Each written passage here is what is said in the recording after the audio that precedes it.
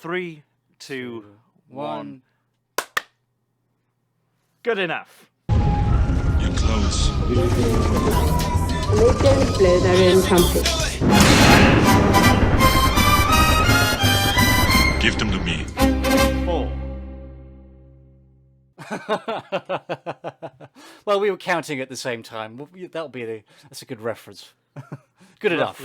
Roughly the same time. I don't know, there's got to be like a micro delay on Skype or something. How can we possibly be speaking to each other when there's an ocean between us? That doesn't make any sense.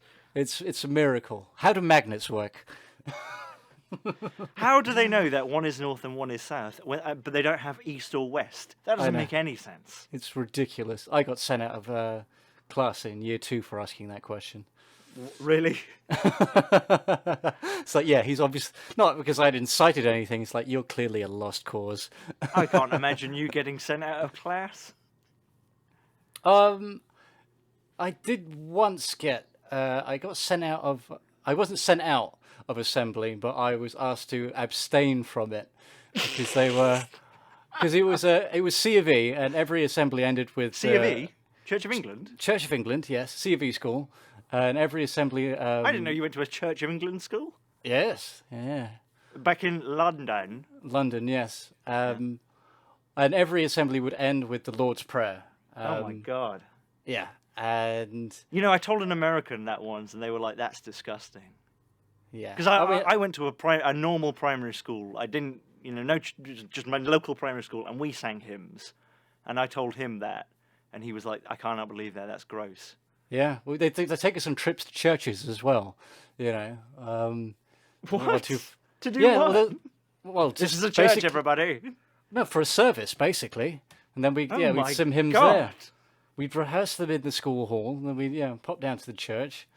It wasn't regular. I think it would probably be once or twice a term or something like that.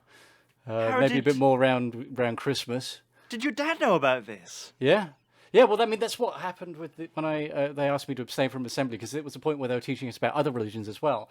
And that school, though it was C of V, at least in my classroom, I'm not sure about the year, I was the only white English kid in there, right? Everyone else was, there was a lot of Islamic kids, Hindus and stuff like that. And they talking about, all these other religions, they all practice this, and they believe this, and it's like...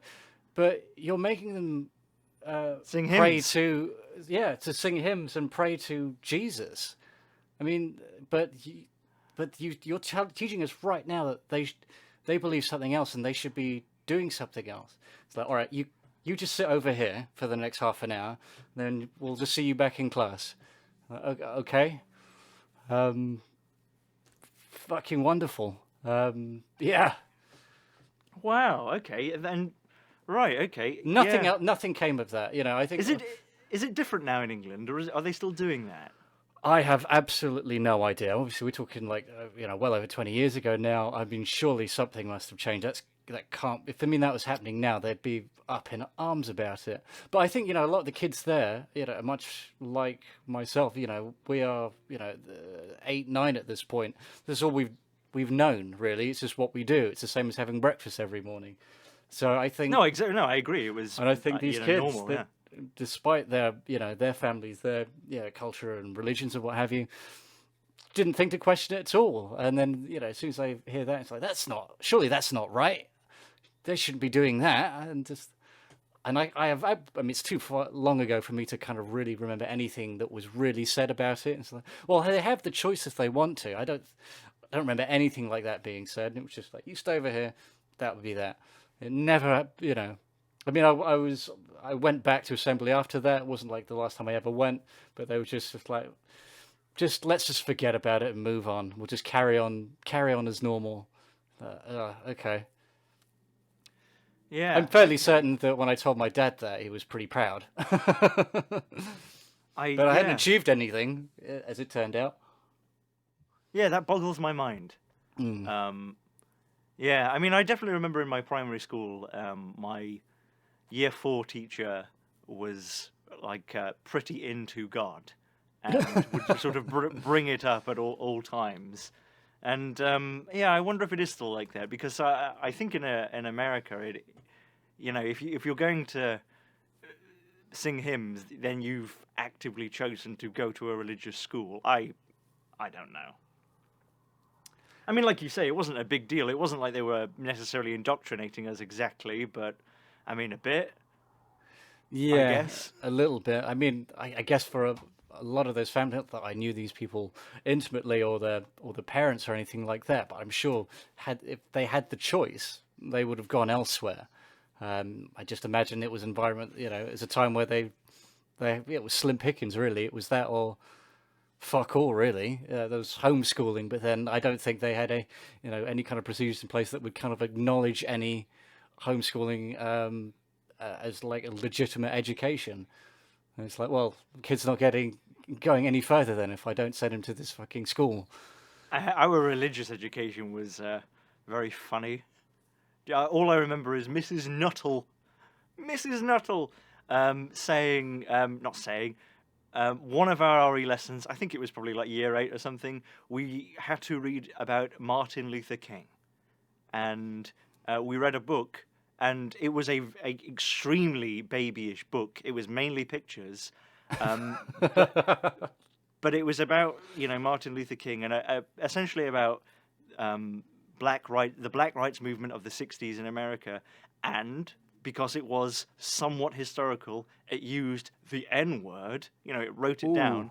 And she specifically said, if anyone says that word, I will send you to the head teacher. Even though it was written down and we had to take turns reading it, so it would be like, it was extremely basic, and it was like Martin Luther King, stood up for black people. Even though some white people would, shout N at him, and every time a kid had to do it, they'd have to awkwardly be like, look around the room a little bit. yeah, and I think it's safe to say in Britain, that word is nowhere near as powerful as in America. It's not used. I mean, am I right in saying that? I've never heard anybody say that, like, unironically. Yeah. Like, the only time I've ever heard people say that is when they're, like, singing a song that has that terrible word in it. People don't call each other N's. The racism in Britain is much more towards, like, the Pakistanis. Yeah. Is that? I mean, I've not been there for a while. Is that still true? Yeah. The Pakistanis are the omni term for fucking everyone who's Asian. I mean, God, Asian. I used to know a guy who was from Burma, and he had some DVDs, and they were like, copied DVDs. And I said, oh, where have you got these copied DVDs from, Sonny? And he said, oh, I bought them from an Asian man at the market. And he didn't. He wasn't to him, he wasn't Asian. He was Burmese. I don't know, whatever. When you say Asian, that could mean anything. But anyway, I guess I mean sort of Pakistani Indian. They're the target of the racism, right? Yeah, well, that was definitely most prevalent when I was growing up. But when I moved back to London, and definitely when I started working as a chef, I realised that the British racism is unconstrained. It's anything that isn't white British, really. Oh right, okay. A lot of people seem I to think have... you worked with a load of Italians. I did, yeah. But I noticed that they... What were they like then? Oh, these bloody immigrants coming here. stealing all the jobs. Hey, yo! Yeah. Oh, yeah. But they took it in good fun. They called me a sleazy British scumbag and all that. And they bat it back just as, cheerfully. No. It was definitely, it was focused a lot more towards the Eastern Europeans, really. Oh, really? Okay. Yeah. A lot of people were having problems with like what they thought were the Polish community, right? And then I realized when I kind of would meet these people that would be, the target of this kind of discrimination. Turns out it was anything but, really, but it was just anything that just was kind of, further than Germany, clearly just Polish, I was like, okay, fine. No, he's from Lithuania, she's from Russia. What are you talking about? But after a point, they just when you're sizing people up like that, when you think like that, it doesn't really matter. You've just decided that you want to be hateful, so it really doesn't. The specifics don't make any fucking difference after a certain point, really. I mean, in London, there used to be a lot of Polish people who had, I guess, in the sort of late 2000s, come over from Poland, as was their complete right under the European Union to work, as there was a huge gap in the British employment, in the British employment sector, in a sector of Britain, there was a huge gap in the market where basically, correct me if I'm wrong, Damien, but what had happened under Tony Blair, etc., they decided everyone should go to college, everyone should pursue professional jobs, and then we ended up with this huge lack of, I guess, what you would call sort of skilled tradesmen. You couldn't find a plumber, you couldn't find an electrician, so you had a load of Polish people come over and be plumbers and make really good money. And from what I heard, they were really good. It's weird that there would be resentment against that. But I remember meeting two Polish people. I mean, I met several Polish people. I remember meeting two Polish dudes. One, I was in a park, and Gunnersbury Park at the Pavilion, I was stood there smoking a fag. And, smoking a cigarette. And it was like night. I was stood there, and this Polish guy came up to me and he said, "Excuse me, are you Polish?" And I said, "No, I'm not." And he said, "Oh, I'm meant to meet another Polish guy here at this time, and I was just wondering if it's you." And I was like, "Oh, it's not." And then he was like, oh, "Okay, are you sure you're not Polish?" and then I met another guy who in Ealing walking around. And he was like, I don't know what had happened, but he was like crying or something. Something had happened, and he said, "Excuse me, could I borrow £1 to get on the bus?" And I said, "Yeah, no problem. There's £1." And he said, "Oh, thank you. Are you Polish?" And I was like, "No." And I don't know. I just sort of like began to get the sense like, do people who aren't Polish not talk to you? I don't know. Yeah, who's to say? I'd say you give off like a certain vibe or something, but there's nothing to that really. It's just. Yeah, nothing compared to that guy. That like, he was like 50 years old. Clearly, he'd been homeless for a long time. Like, it was about 11 o'clock in the morning.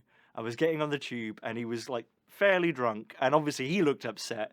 And he came up to me. He came right up to my face, and he said, and he was really upset about something. A completely different guy. He was really upset. He said, all in like one fucking syllable. "Hello, I'm sorry to bother you. It's my birthday. Can I have £5?" And I said, "All right, yeah, you can have £5." And he put his hands around my ears, pulled me forwards, and he gave me a full-on kiss. And it was the best kiss I've ever had. Open mouth, presumably. Yeah. Yeah, it was open mouthed. Yeah, I mean, he was open mouthed, and I was not expecting this. And yeah, the tongues touched. Oh. It was fantastic. I'm married. It was a passionate embrace. Yeah. Okay. So So it's towards the Polish people. Okay. That's what I observed when I was working, in a lot of those places. Yeah. But I mean, there's no rhyme or reason to it. It's I'm sure they can. That. So what do they say? Like, "Oh, fucking Polish," or what? No, nothing like that. I mean, it was just generally a low opinion. I mean, I counted a few guys that just had this really old kind of world opinion, and it's just like they were here, just to take the jobs, basically. The jobs that we can't fill. That's why they were here. I mean, they've all gone now, haven't they? They've all gone back to Poland because there's nothing in Britain for them now. Yeah. But they'd say things like, "Well, they have to be here because there's no money in picking turnips where they're from." It's like, fuck off, dude. Really? I'm gonna go over here for a little bit, and I hopefully won't have to talk to you ever fucking again. Yeah. Yeah. Well, now we've left the EU, we can be an island all on our own. Yes, absolutely self-sustaining. I'm sure that will work out absolutely fine. It's not like the country's gone tits up since then anyway. It's from strength to fucking strength. Why were we talking about this? Just I've absolutely. general. Oh, we started with RE and stuff like that. One thing I did want to just quickly mention is something of these RE lessons I used to have in primary school when they were teaching us about the various religions and stuff like that. And I do remember, much like you were talking about that cheap book that had a lot of, which is essentially a picture book. A lot of our RE lessons, you would end up with like a picture that we'd have to color in and stuff like that, and it's something you obviously would not get these days when you've got these depictions of like various religious ceremonies, and specifically maybe Hindu and Islam and stuff like that. And it's like, what crayons do I use for this? And obviously you don't give it a second thought when you're a kid. Because you're still innocent, but fuck knows if I saw that today, it's like that would be a fucking minefield. What do you mean? You like what crayon should I pick to color in the men?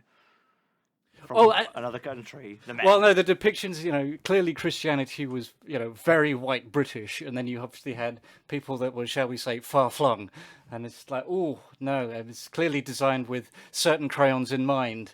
It's like, that's not tactful at all. Jesus fucking Christ. Oh God. I knew someone who went to school in Somerset, and it was 100% white, but one of the kids was Aborigine Australian. Is that even the right term? I apologise if it's not. Native Australian, basically. Yeah, gotcha. They looked black. To a British person who didn't know, that would be I guess a black person. Right. And there was a theft or something at school, and they, I don't know if they just thought it was him or it was him or something, but the headmaster had an assembly and they said, and we know who it is, and we know it because they are very distinct. Oh, fuck off. Yeah. Really? Yeah. Oh, yeah. They'd set him on fire now. Cheeky Would fucker. they, though? Well, they should. He wasn't correct, though, was he? I mean, that might. I have no idea. I have no idea. That'd be the only saving grace. I don't know. It wasn't my school, but Oof. yeah. Oh, what I was going to say as well, before I forget as well, is when you talked about getting sent out of a class, I remember the best getting sent out of a class I ever saw was in Germany. Was in German, which was the languages we studied was an absolute fucking joke. But in German, it was complete pandemonium. The teacher didn't give a shit. Whatever. The kids would do what they want, and she got annoyed at one point, and there was a kid messing about at the other end of a class. And she shouted, "Oi!" And this really quiet kid who never would say anything stood up and went, "Nutter!" and got sent out. It was awesome. Yeah, I'd like to. Yeah, I don't remember that. No, it wasn't at your school. It was the one I went to before. Ah, right. Okay. Yeah, I'd like to shake that person's hand. Yeah. He told me he went home to he went home and explained it to his dad, and his dad said, "Oh, all right then." It was irresistible. Good work, son. I mean, we didn't get sent out. We were good boys, weren't we? Well, we were off the radar, I think, but we were always fucking around. We just, oh yeah, I think we'd goad other people to incite violence. We pull the strings a little bit, but we'd never actually commit any atrocities ourselves. We would much more subversive than that. Talking in class or anything, we're talking about atrocities. I do remember getting told off in chemistry once because we had to do something where it was, I don't know, it was like mixing two things in a beaker, but somehow I ended up being the only person in the entire class who got their Bunsen burner out and started burning magnesium. Oh, that's right. And then I seem to remember throwing it at people like flashbang, flashbang. It was when the physics teacher wasn't looking because he kept a big roll of it. Oh yeah. On the desk and what have you. So it was like cat and coo really. We'd go up, we'd swipe whatever we could, and then just ignite something that was brighter than the fucking sun. Yeah, I can still see it. Oh yeah, there's no hope of recovery. That eye's gone. They were the days.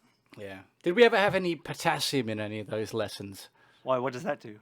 Explodes in water. I mean, I seem to remember they might have had like tiny pellets that they could put in a dish, and you'd see it just go poof. It would just kind of stream around. But yeah, I mean, that's. I don't know if I'm just remembering that from maybe one of the crappy videos that they showed us. I definitely remember a demonstration on one of them where they put a high volume into like a glass jar. It was like an incendiary device. But I want to say that someone tried to swipe something and just kept throwing it in the sink and just, warping it, basically. Yep, that sounds about right. The teacher didn't give a shit. And No, clearly clearly not. Didn't. Or they were just hopelessly fucking outmatched by, the unruly, masses. Yeah, we weren't that unruly.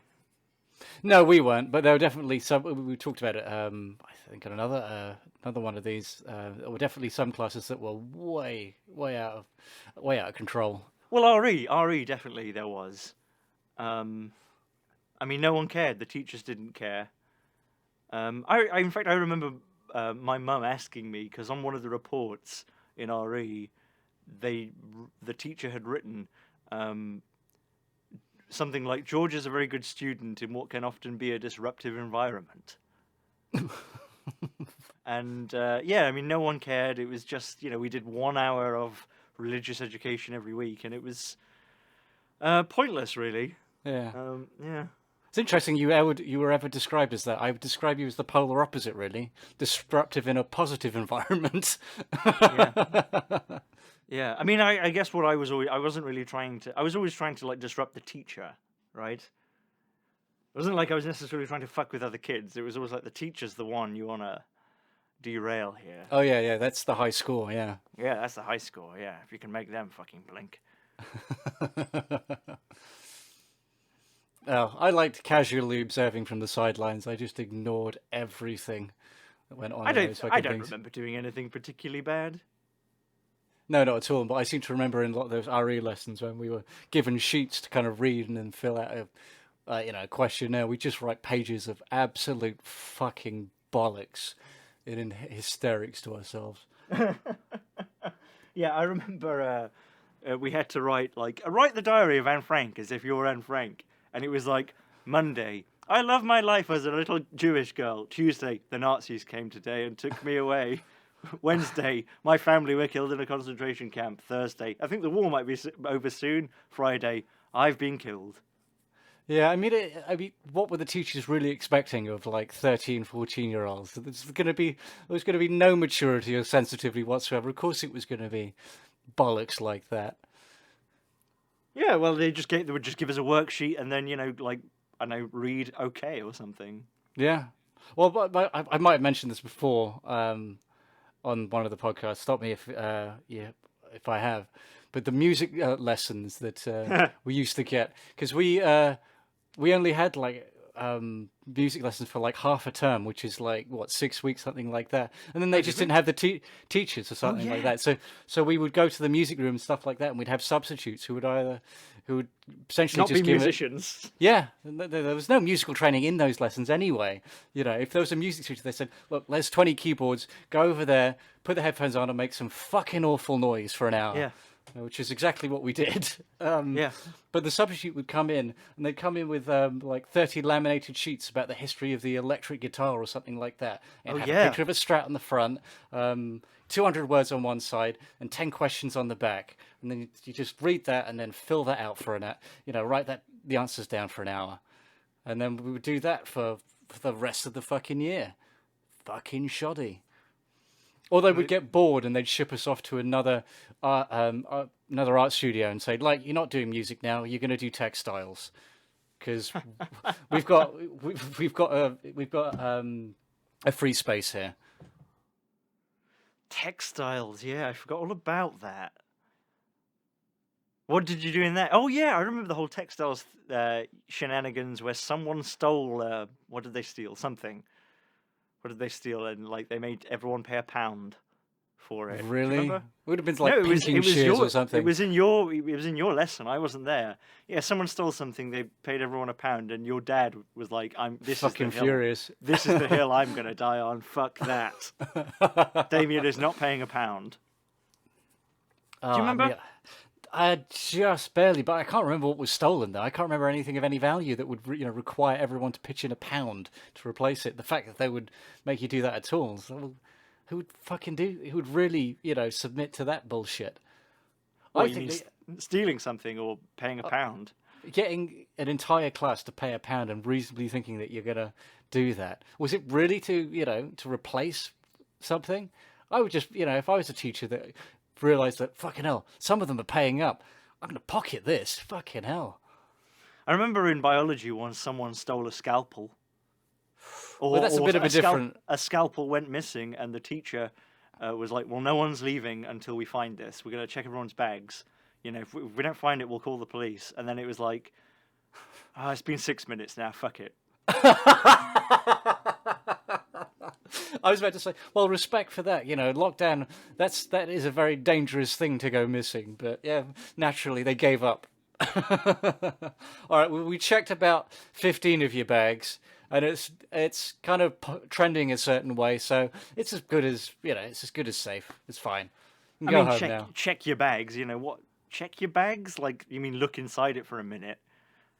I remember when I first went to Mexico, I was hanging around this bar. I was sort of helping out there, and helping out this Italian guy who was, I guess, not doing it up, but sort of cleaning it up. And I went there one morning at about 10 a.m. to find Luigi, who I was working with. And, the place I went to in Mexico, the first place I ended up was this place by the beach with, it's about a population of 1,000. And it was, looking back, it was very touristy, but I was there sort of off-season. And it was, for a town with 1,000 people, it was extremely violent. They had about 2 murders a year. And while I was there, someone fell off a roof and died. And what had happened in this place? It was in, it was on the west coast. It was in Oaxaca, low down in Mexico. Right. It was, not a super dangerous state or anything, but it was the poorest state in Mexico. And what had happened, I think a couple of years before, was a small plane had gone down nearby, and it was full of cocaine. So you could buy cocaine there for nothing. People would it was like, oh, welcome to my restaurant. Okay, yeah, I'll make you some enchiladas. Would you like some coffee? Would you like a little side of cocaine for $1? It was just everywhere. Right. Okay. So there was cocaine in this bar. They weren't dealing it, but there was, cocaine all about. And I walked out one day, and I walked to I didn't have anything. I wasn't involved in that at all, but it was everywhere. And I walked to the bar, and outside of the bar, there were 3 federales in combat armor with M16s. Ooh. Yeah, and they're just there, and they were like, oh, who are you? And I'm like, oh, hey. And I'm like, I'm a tourist. Okay, you're a tourist. Can we check your bag? Like, yeah, that's fine. I had nothing in my bag to be worried about. So I was like, yeah, there you go. And I literally just opened it, and they looked inside it. It had a T-shirt in it and some books. They looked inside it, and they were just nodded and smiled and like, okay, thanks. I could have had a fucking kilo of cocaine under my T-shirt, and they would have never known. Right. Do you reckon they were just winding up tourists then? Just to see if you'd shit your pants? They were definitely there. No. They were there to steal someone's cocaine. Oh, right, okay. Fair enough. Yeah. Jesus. Yeah. So, yes, the topic is zombies. Zombies is what would you call it? A trend? I suppose so. Exactly, but... Yeah, I might go with fad because I've been I think we were talking about this the other day. I was talking to someone about this the other day, at least. And I don't know. I don't see that much these days. I think it's kind of finally died off. Granted, I think it had a bit That's more why legs. We're doing it. Yeah, always on the ball. Always on the ball. I think it's kind of finally kind of died down a little bit. So The way you kind of briefed me is just like, talk about zombie movies. Why they're shit. Why is Rick such a dickhead? And so on and so forth. And obviously, yeah, like I said just before this, I'd like to go back and refresh my memory. What is Rick? And then, of course, you were talking about The Walking Dead. We used to, shit on that relentlessly way back in there. But that's like a decade ago now.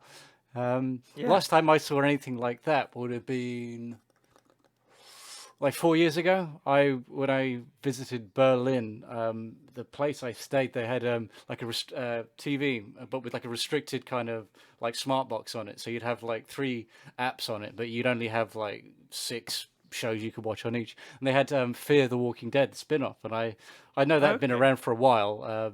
What's that then? I don't think I've heard Fear the Walking Dead. So that's a spin-off of The Walking Dead. Yeah. And is that just The Walking Dead with other characters that they don't have to pay as much? It is exactly that. I watched 1 episode knowing that I was never going to watch any of this ever again. So I've seen this. It's all very well and good, but how you kind of keep fleshing it out into such a long-winded TV show, I do not know.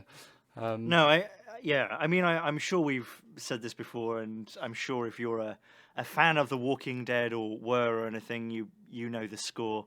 The Walking Dead is a TV show from Frank Darabont, who directed the first season, and the first season is much, much better than anything that came after. And essentially AMC shafted the guy and cut the production budget, and they said to them, we're going to do more episodes for less money after season 1, and I think it was after season 1, or if not, at least after season 2. And it just very quickly sort of lost production value, and I think sort of interest in itself a little bit, and went nowhere. Is that fair to say? Yeah, I think so. I mean, we dropped off because I remember liking the first season quite a bit, as you just said, but I think we watched about 3 or 4 of them. And it just kept like meandering on, really. It just kind of kept reinventing the same peril every season, and of course, the thing to do these days is when you make a TV show is that you have basically one story told over however many episodes, and I can't remember what season 2 onwards was like, but I know the first season was like 10, maybe something like that, and then I feel like they might have fleshed that out to like double that, and it just got tedious, really. It did, and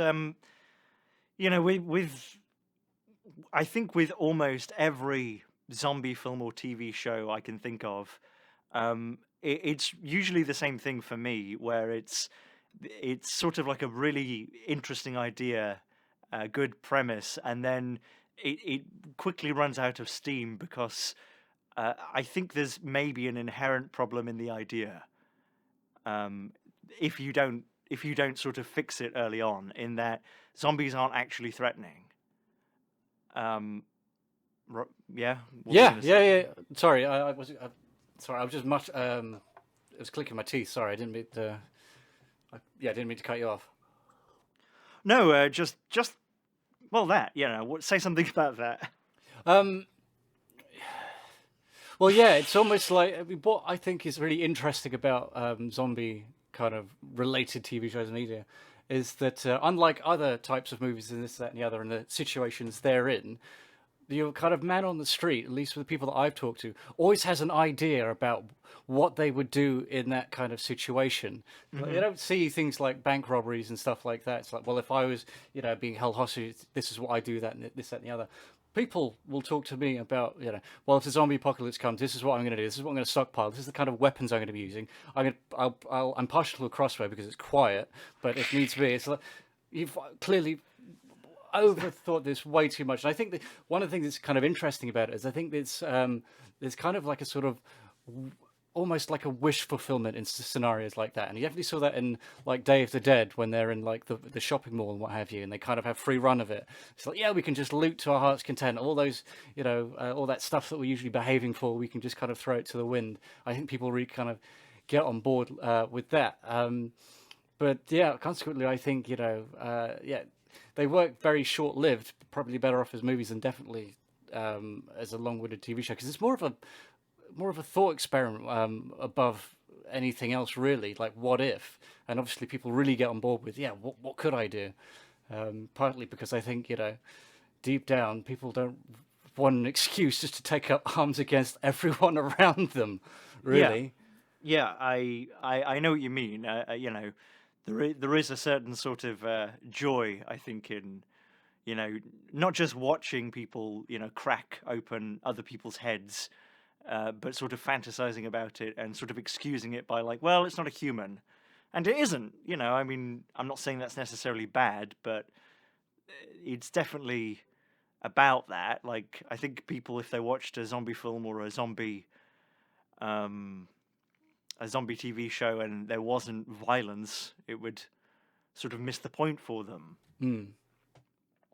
And I think, so what I think the problem is if you have the sort of traditional, proper zombie, the shambler, I just don't see how that would destroy civilization. As you and I have discussed before, I think the army would contain it very, very quickly. I think in America, the police could contain it very quickly.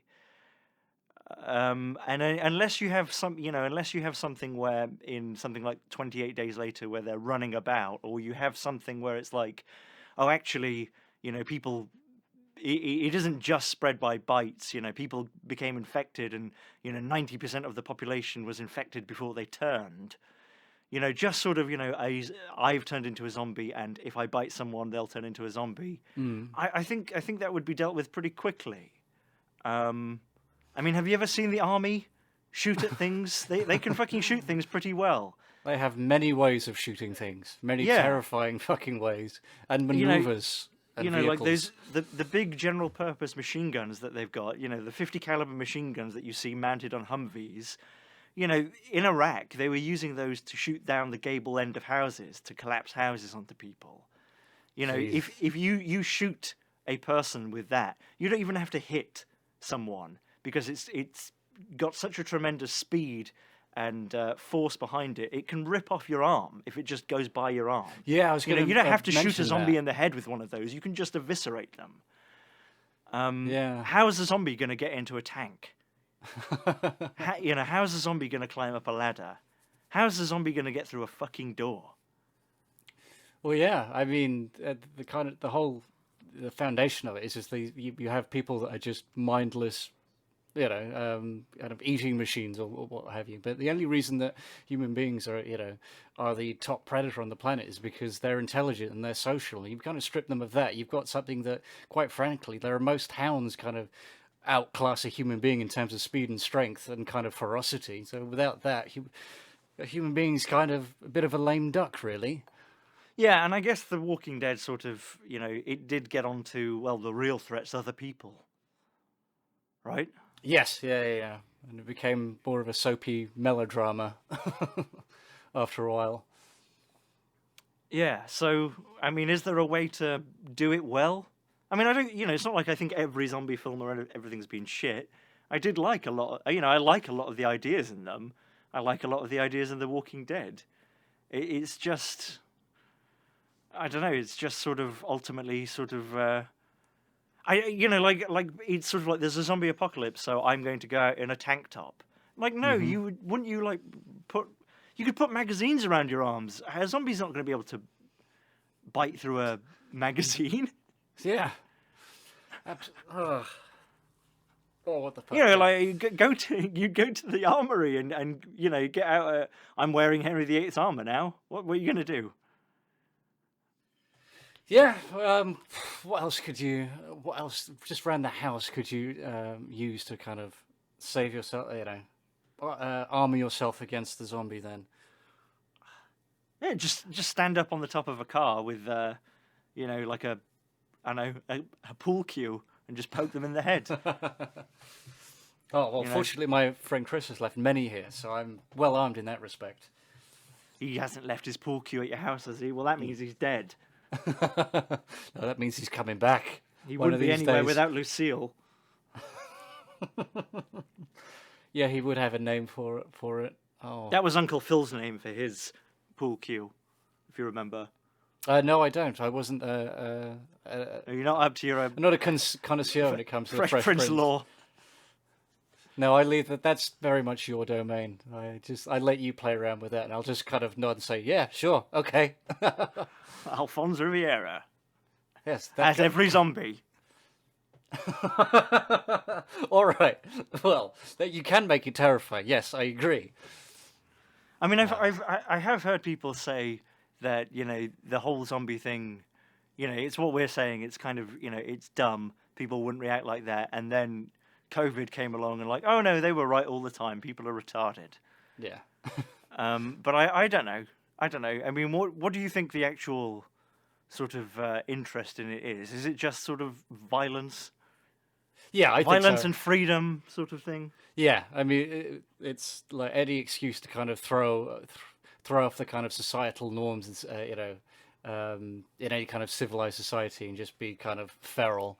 I think a lot of people, you know, chomp at the bit a little bit, and when you like a zombie apocalypse is a good kind of excuse for something like that.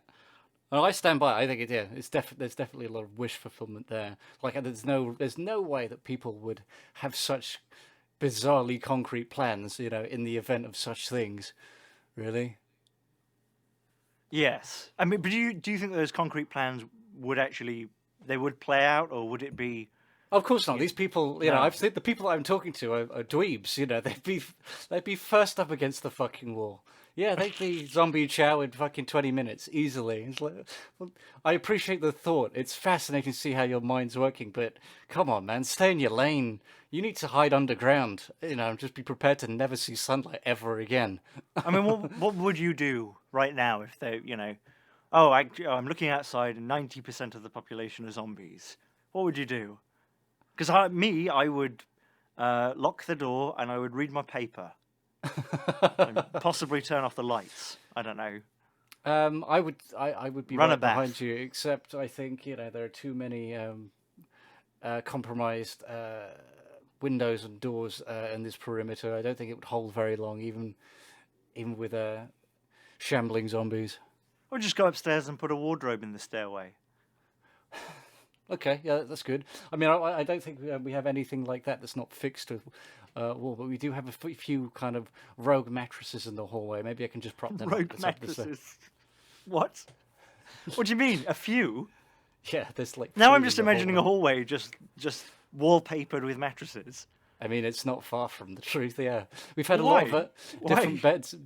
beds up here, a lot of different bed frames, which I have, you know, over the course of the last year, dismantled and got rid of the rubbish. But my dad has been reluctant to get rid of the mattresses or not really knowing what to do with them. So what we do is he's taken them out of the room and we've got them propped up against the wall.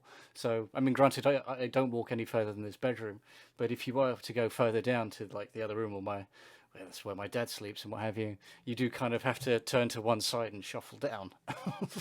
What? Okay, I didn't know that. And do you have like pots of like, you know, saucepans full of like piss that you've got to sort of step around as well? Again, I don't know what's behind that door at the end of the hallway, so who knows what horrors lie behind there. Why wouldn't you get rid of them, those mattresses, or not, and not store them in the hallway? There really is kind of like nowhere else to really put them, to be honest. It's the garbage. That's where do you put them? Yeah, well, there's, you could say that of a lot of things here. We've got it's an extension on the like little pantry that used to be the pump for the pool we've got here. That is from, you know, floor to ceiling filled with garbage, rotting garbage. It's like we need to get this stuff skipped. It doesn't get organised here, and I'll be damned if I'm gonna, you know, organise it and pay for it myself. So yeah. But you could put them into just throw them into the pool. Just throw them into the pool and set them on fire. You've got yourself a 10 million view video there. I suppose so. But Yeah. somehow I think that, you know, I think he would regard that as taking that too far. That would be inappropriate. It's like, that is utterly fascinating that you think that's where the line is. Where I live in an apartment building where, you know, people come and go, and I guess there are some. I don't know. I mean, I guess there are some students who are sort of well off enough not to want to keep their mattresses after they leave, so they just leave them by the dumpster. And I don't know why they think that's okay, because the garbage men don't take it. So there's always like one or two mattresses that are actually like in really good nick, just sort of lent by the dumpster. And just over the course of a few weeks, before someone finally, I guess the landlord finally thinks, I better get rid of this, you just sort of watch it go from like, a pretty good second-hand mattress to just, a mattress that is just covered in moss. Yeah. What a waste. Oh, I don't know. Well, There must be some organization that can take your mattress away for you and give it to some mattressless person. That is a very good point. We had a replacement dishwasher delivered here recently because the one crapped out. So my dad decided What? Surely you wouldn't use a dishwasher. Yes, we use. I imagine you're just eating off the countertops. I mean, sometimes or just out of the foil bags that I imagine is basically every meal. Oh, it's not far off. A lot of crisps. Yeah. But we, rather than solicit the council to take this stuff away, my dad just decided, well, just put it out front, leave it for the gypsies. They'll take it away. And sure enough, within a day, it was gone. But now it occurred to me, why couldn't leave it for the gypsies? Do you have gypsies near you? Apparently so, because it was gone, by the morning. Now, do you mean gypsies, or are you being racist? This is the term that my dad used. I have no idea who took this.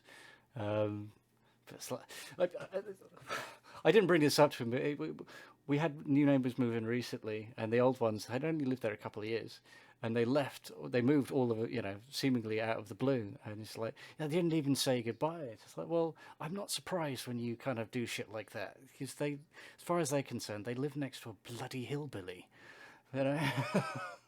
You keep doing shit like this.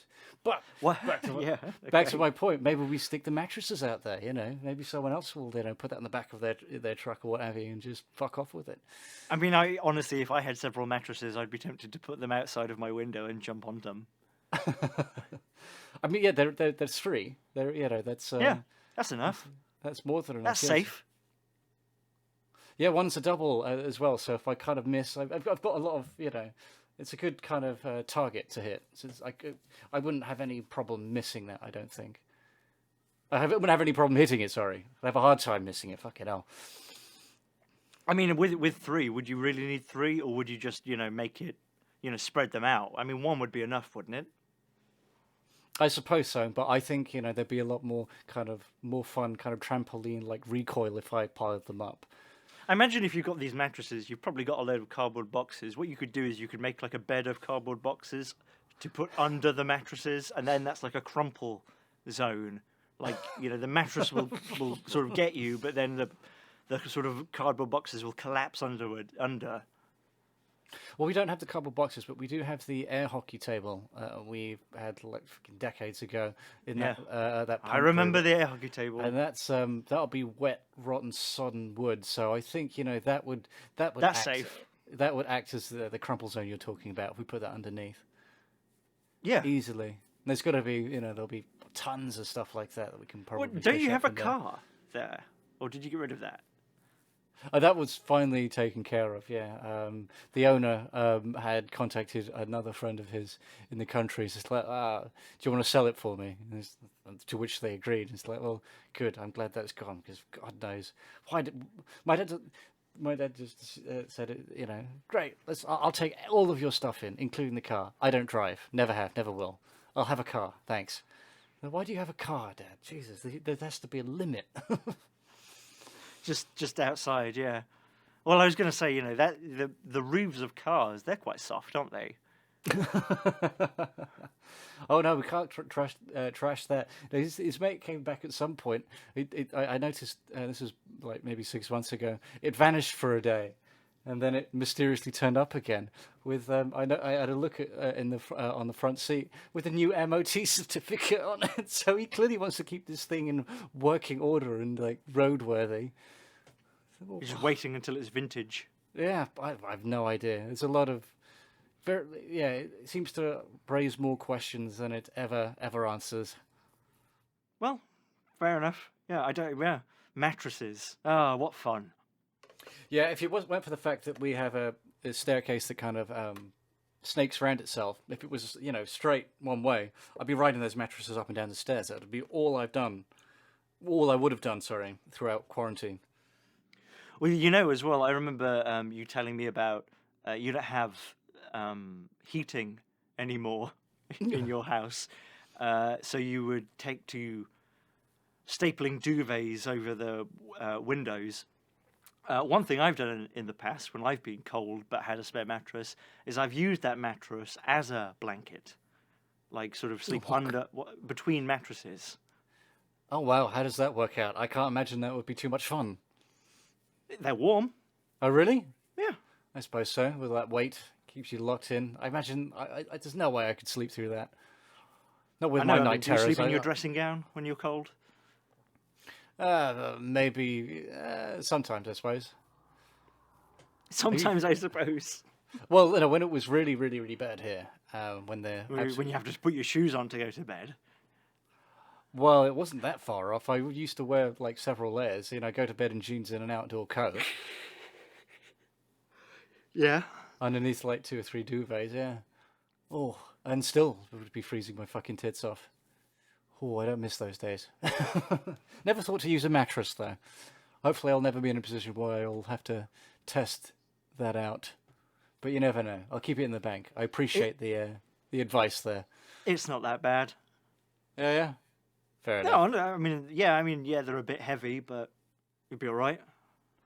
I suppose I live worse. I mean, maybe if you've got, some sort of errant microphone stands or something, you could make yourself a kind of roll cage and, have the mattress just on top of you. Make more of a tent out of your mattresses. Right, okay.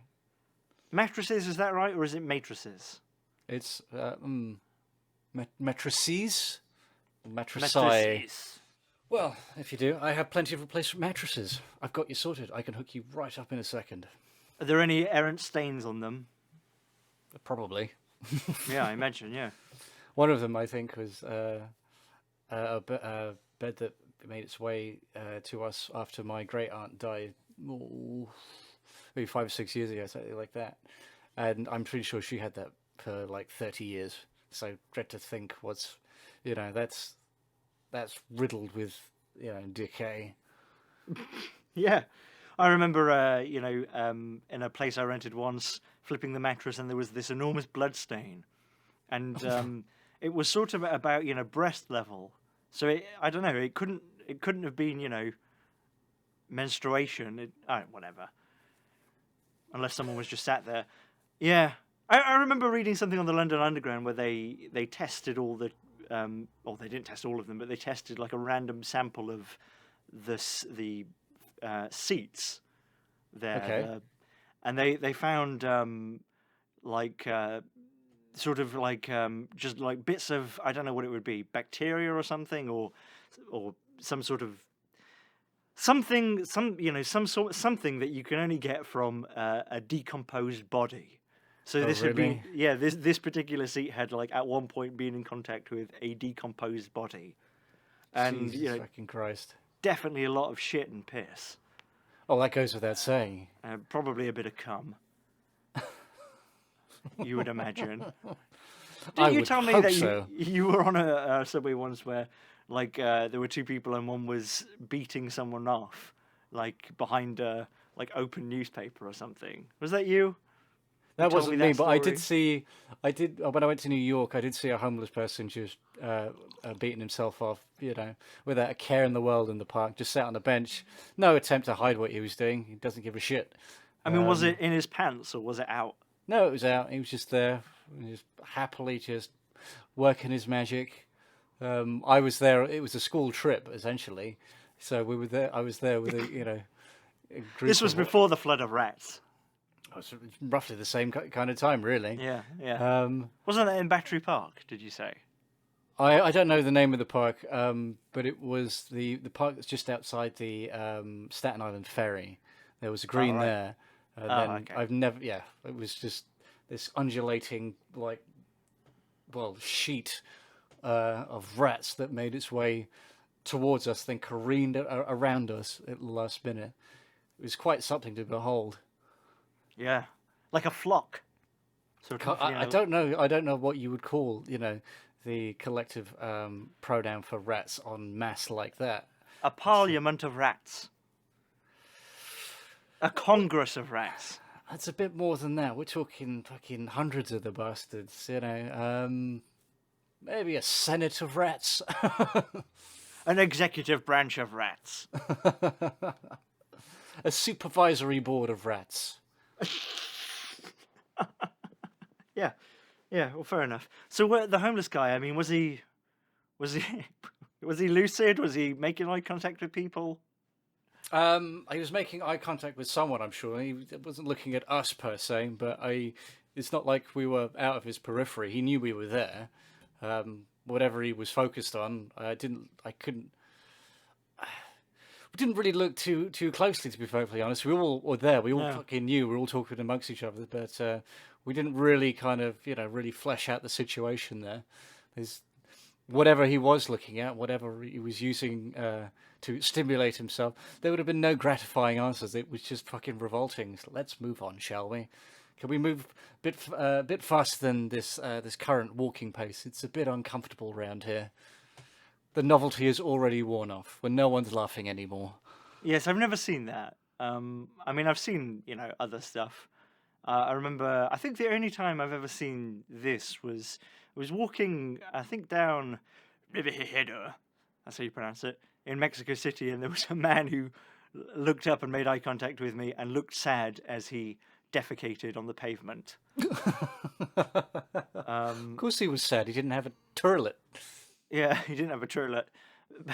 Maybe he did. Maybe it was some sort of statement. Maybe it was Banksy. That turd's worth $1 million now. I mean, I've definitely seen a lot of people taking a piss wherever they want, but defecating is slightly different. I mean, you've got to be really desperate to just shit on the sidewalk. Yeah, that or angry, I would say. An angry shit. Maybe it's just my walk of life, but I've never had such an intense urge to shit where I can't hold it back anymore. I can always restrain myself. Pissing's a bit of a different matter. Sometimes it's absolute fucking agony. It's just, well, what? Yes, that. What?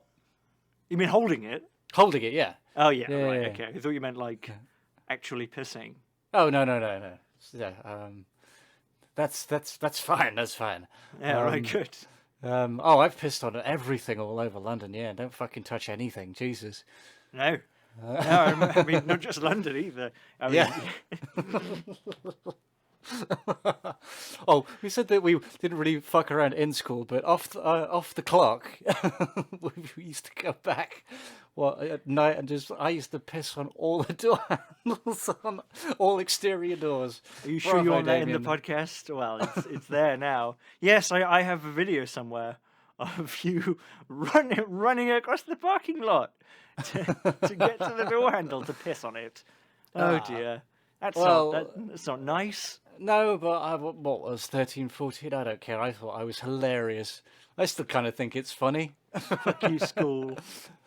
So, have some piss. Well, I mean, that's nothing compared to them taking a shit in the elevator at school, the disabled elevator. Oh, God, yeah. That was a scandal and a half, Jesus. Was it, though? Because I thought it was one of those scandals that was never made public. They never addressed it. It was just... Oh, that was a cover-up, was it? Well, they never came out and said, like, who the fuck has done this? But I think it was well known to everyone what had happened. Yeah. And, didn't someone shit in the urinals as well? I don't know about that. I mean, that how do you do that? How do you shit in a urinal? Yeah, I mean, like I said, I do remember walking in one day at about 9 o'clock in the morning and going to the downstairs bathroom, and like on the rail sort of above the urinals, there was this like huge gloop of cum. Oh, God. I mean, and there are bathroom stalls there, so someone's obviously done that on purpose. And yeah, you just wonder, like, as we've discussed before, there is a weird connection between sort of bathroom antics and anger. Yeah, you don't spread shit on a wall unless you're angry, I think. Oh yeah, you're sending a message. Yeah, because the elevator in our school went up one story. It was really for wheelchair access. So whoever did the shit there must have done it extremely quickly. Yeah, I think Or so. they brought it in a sandwich bag. I like the idea of it being premeditated that way, yeah, and it was transported safely. Several sandwich bags. You don't want to let on with the smell. This is, this guy's going incognito. All right. I remember He's sat on the bus with it. He's got it on his lap. He's looking really proud. the kid I mentioned. It was a powerful movement. It's he made sure to keep up with his fibre, for the last couple of days. So it was like I said, it was a real statement piece. You can't look at anything else. It is a proud turd. It is the kid I've mentioned before, whose mum died in year 6, so when he was like 10. Obviously, it broke him, understandably, and he was sort of. I guess he was, very disruptive. I guess in the classes he would, shout stuff and scream and cry and things, and the teachers had no idea what to do with him. And there was obviously a certain degree of sympathy where they wouldn't necessarily tell him off, but they had to stop him. But he would, he didn't want to be at school. Who can blame him? And he would, constantly sort of tell them that, I feel sick. I'm going to be sick. I want to go home. And sometimes they would let him, and sometimes they wouldn't. And I remember in geography once, he was going on about, I'm going to be sick. I'm going to be sick. Like, no, you're not. You're going to be fine. And he made himself be sick. It's sick where you're not really. It's not really chunder. It's just like it's just it's just stomach acid. But he was sick in the middle of his geography book, and then he just looked at it and looked at his friends for what to do, and they were like, I don't know what to do, Richard. So he just slammed his geography book shut and handed it in. Fucking legend. Yeah. That was the same kid who would eat chewing gum, and sniff Tipp-Ex as well. Okay. Yeah. I think he's a special advisor for Boris Johnson now. Yeah. Oh, you beat me to it. I hope he's all right. Well, yeah. Poor git. Absolutely. I mean, I just didn't know the kid, but that's heartbreaking. Yeah. Yeah. I hope you got cut some slack along the way. I remember in year 6 as well. Primary school, we had a teacher who I think I've mentioned it before, Mrs. Sprayer, her name was.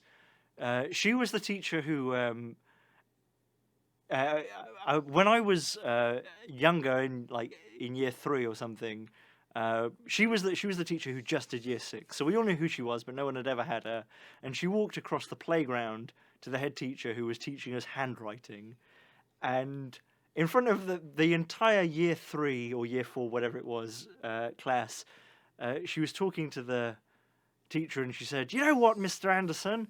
I've had enough of year 6," and she threw her books on the floor in front of everyone. She was pretty mad, and I remember he was in my primary school before we went to secondary school, where he would vomit everywhere, and he started to get upset about something, and she said to him, I'm not having the waterworks, Richard. I'm not doing that." She wasn't having it. And one of the other kids said, "His mum just fucking died." Oh, God. And how did she respond? Get out, all that. Really? Yeah. She'd be fucking banged to rights, surely. White as a sheet. If she had any fucking compassion. I mean, what we obviously didn't realise at the time, but it's all becoming clear now, is these public servants are ill-equipped. Yes, I think we've discussed that at length in many different ways. Yes. So, there you go.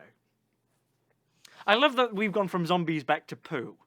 Yes, yeah. And schoolyard antics yet again. Yeah. Well, There where you else go. was it going to go? Yeah. I like to think that we as school children could have dealt with zombies. Well, I suppose we were equipping ourselves with, makeshift flashbangs.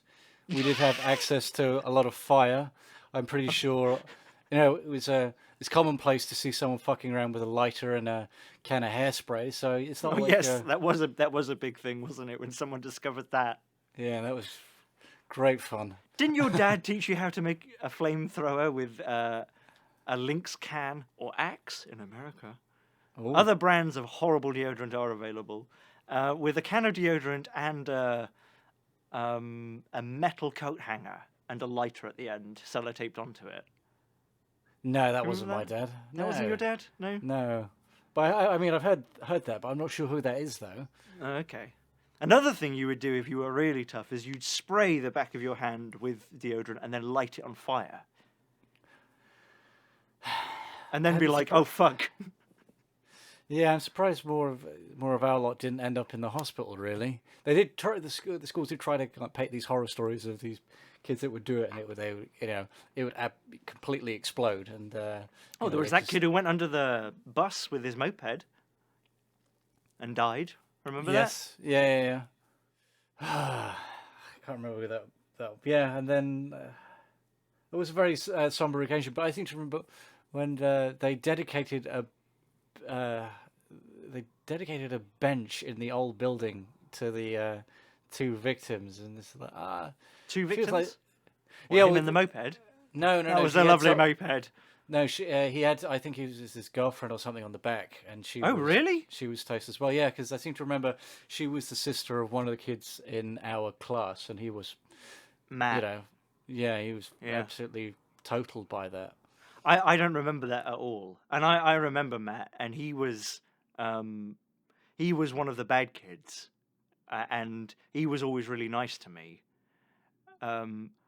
And I remember this protracted, I don't know if that's the right word, this very long discussion I had with him where he, in PSE, which is citizenship, I guess, where he explained to me the ins and outs of making a clagnut.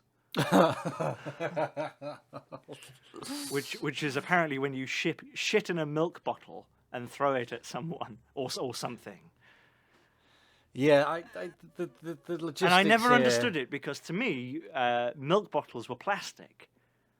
So I was like, okay, so you shit in a plastic bottle and throw it, and like the shit comes out as you throw it at them. Obviously, he meant a glass one, but that never clicked.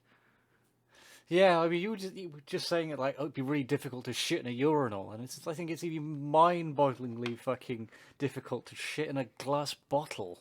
You got to use a funnel. Well, even so, I mean, like, what kind of Poke it down. You got to poke it down. Oh, I'm going to it in say there. there has to be a certain, viscosity or firmness to the movement for that to be possible. I'm not prepared to start plunging it, really. Like that's the day you produce your mammoth sturgy turd. It just will not go. It's just hanging over the lip of the funnel. For the last month, all I've been eating is Weetabix and meatloaf. It's like an enormous fuse to a Molotov cocktail. Oh, Yeah, Jesus I also remember Christ. another thing with him, which I mean, I guess he tried to fuck me, but it was I thought it was very funny. In citizenship, we had someone from a bank, like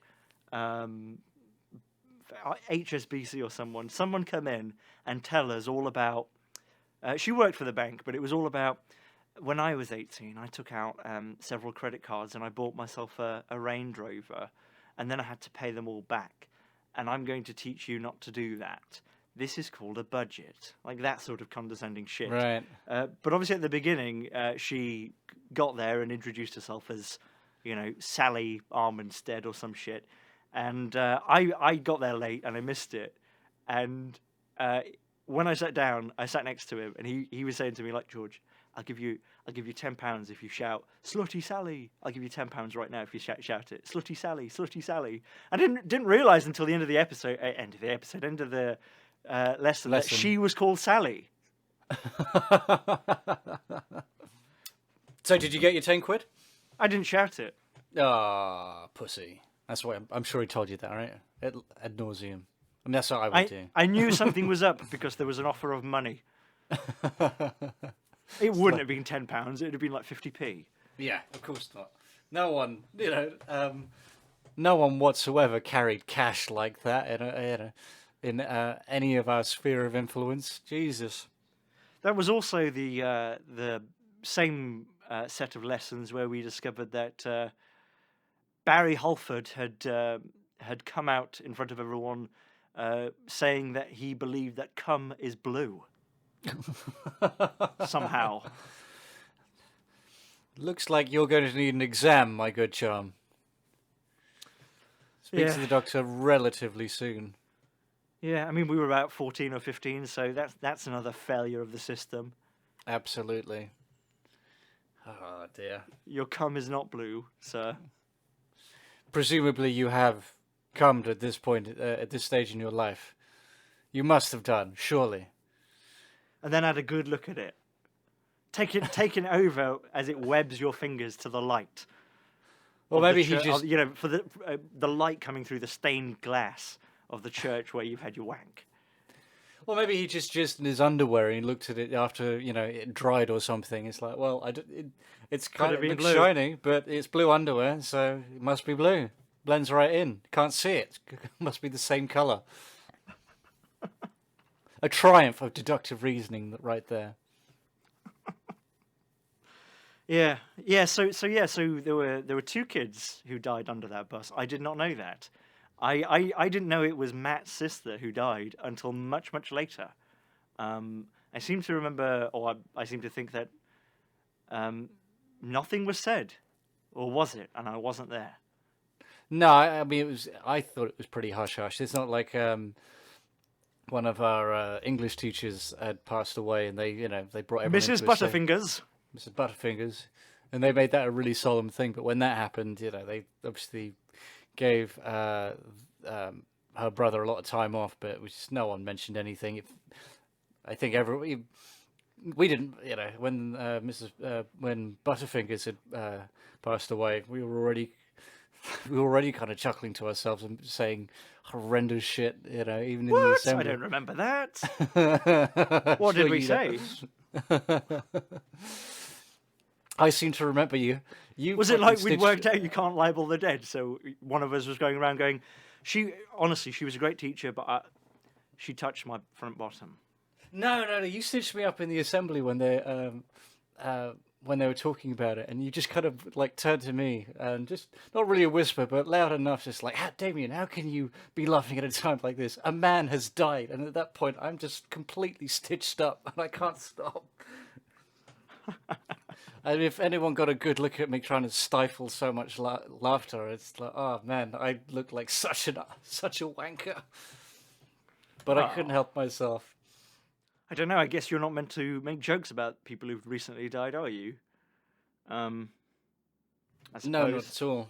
No. I mean, I wonder if any of Prince Philip's or... many mistresses will be going to his funeral, or any of his bastards. No, not at all. That man was perfectly chaste. What are you talking about? There's nothing untoward going on there. He was an example to us all, was Prince Philip. Yeah. Well, I mean, compared to his son. Yes, I suppose so. I mean, definitely. I suppose there must be quite a lot of those the royals that can feel like they must be able to get away with murder now that Prince Andrew's taken all the fucking heat of any possible fucking wrongdoing there. You could make that into a zombie movie where it's just you and Prince Andrew trapped in a room against the zombies, and it's sort of like, well, what am I going to do? Am I going to stay with this guy? I'm going to unlock the door, I think, and hopefully he'll buy me a couple of minutes while I leg it. I suppose it's a good opportunity to kill him. Mm. Yeah, what am I thinking? No, I'll have the satisfaction. Yeah, the world is already in absolute fucking ruin. There will be no punitive measures. I will indulge myself in primal rage and tear his fucking skin off. I think it'd be better if you got him to turn to a zombie and then just kept him around. What would the benefits be of that? Something to aim at when you're playing golf. I mean, I'm not partial to playing golf, but I will definitely, Neither am I. Just driving. play around That's with the fun part. Yeah, driving. I mean, I'll indulge in Occasionally, a club. I might let go of the whole golf club, to clatter into his head. Yes, indeed. Yeah, I mean, I guess going back to zombies, that's a whole other problem, isn't it? The whole idea of, I suppose, entropy. Like, where are these zombies getting their energy from?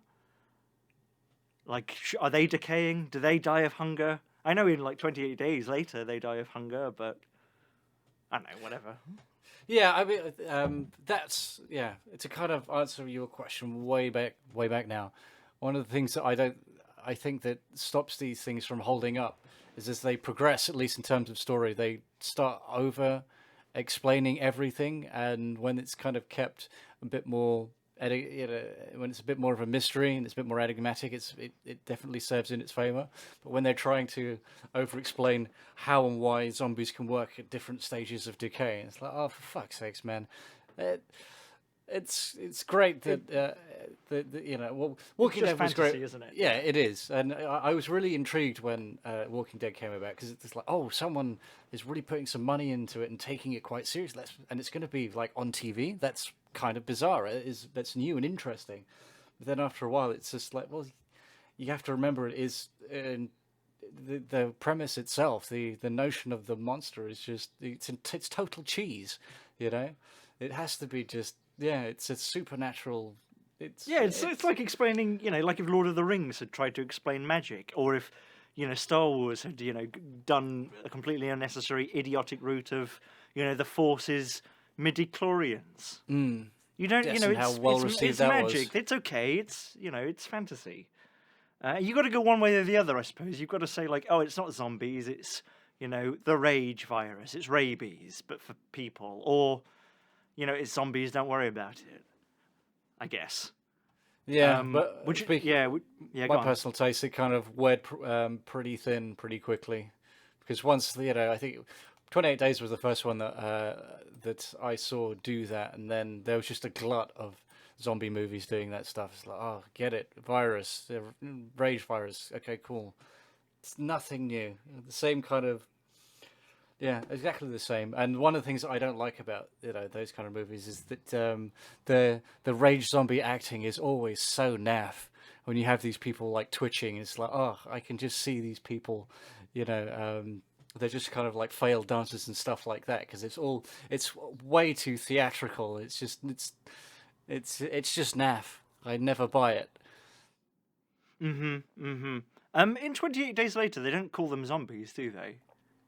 No, No. But that's sort of all right, because they're not really zombies. I mean, they are, but at least it sort of tries to explain that they're not. Whereas, in Walking Dead, obviously they don't call them zombies, and why you would call them walkers? Like, you're a walker.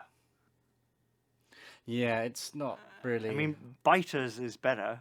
It makes more sense. They bite. That's the problem. They also grab as well. So grabbers is good. Harvey Weinsteiners. Weinsteiners. Lungers. Wieners for short, yeah. Yeah. Well, they're rotting. Why don't you call them rotters? Rotters. That fucking rotter. Zombos, they should have called them. Just come out with it and call them zombos. Yeah, because obviously, The Walking Dead is set in a parallel universe where zombies or zombie literature, zombie fiction does not exist. Yeah, that's kind of the hardest pill to swallow with a lot of things like that, because everything else seems to be exactly the same. The things that they seem to lament in the past society, all the same in terms of like culture, technology, all this kind of stuff. But they just huge swathes of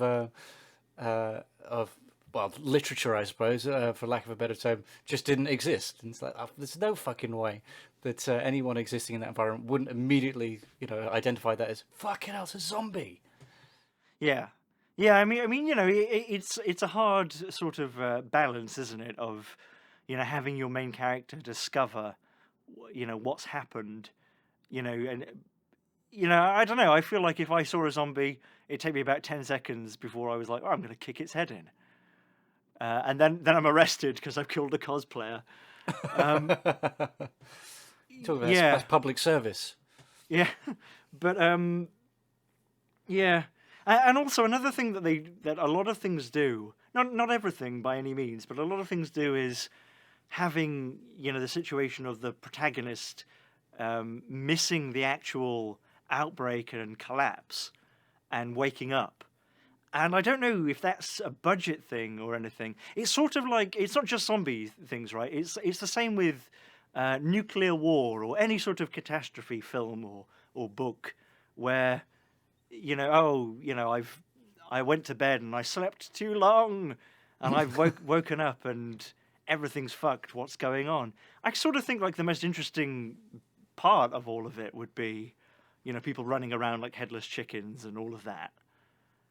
No, but maybe that's harder to do in terms of budget and things. I'm not sure.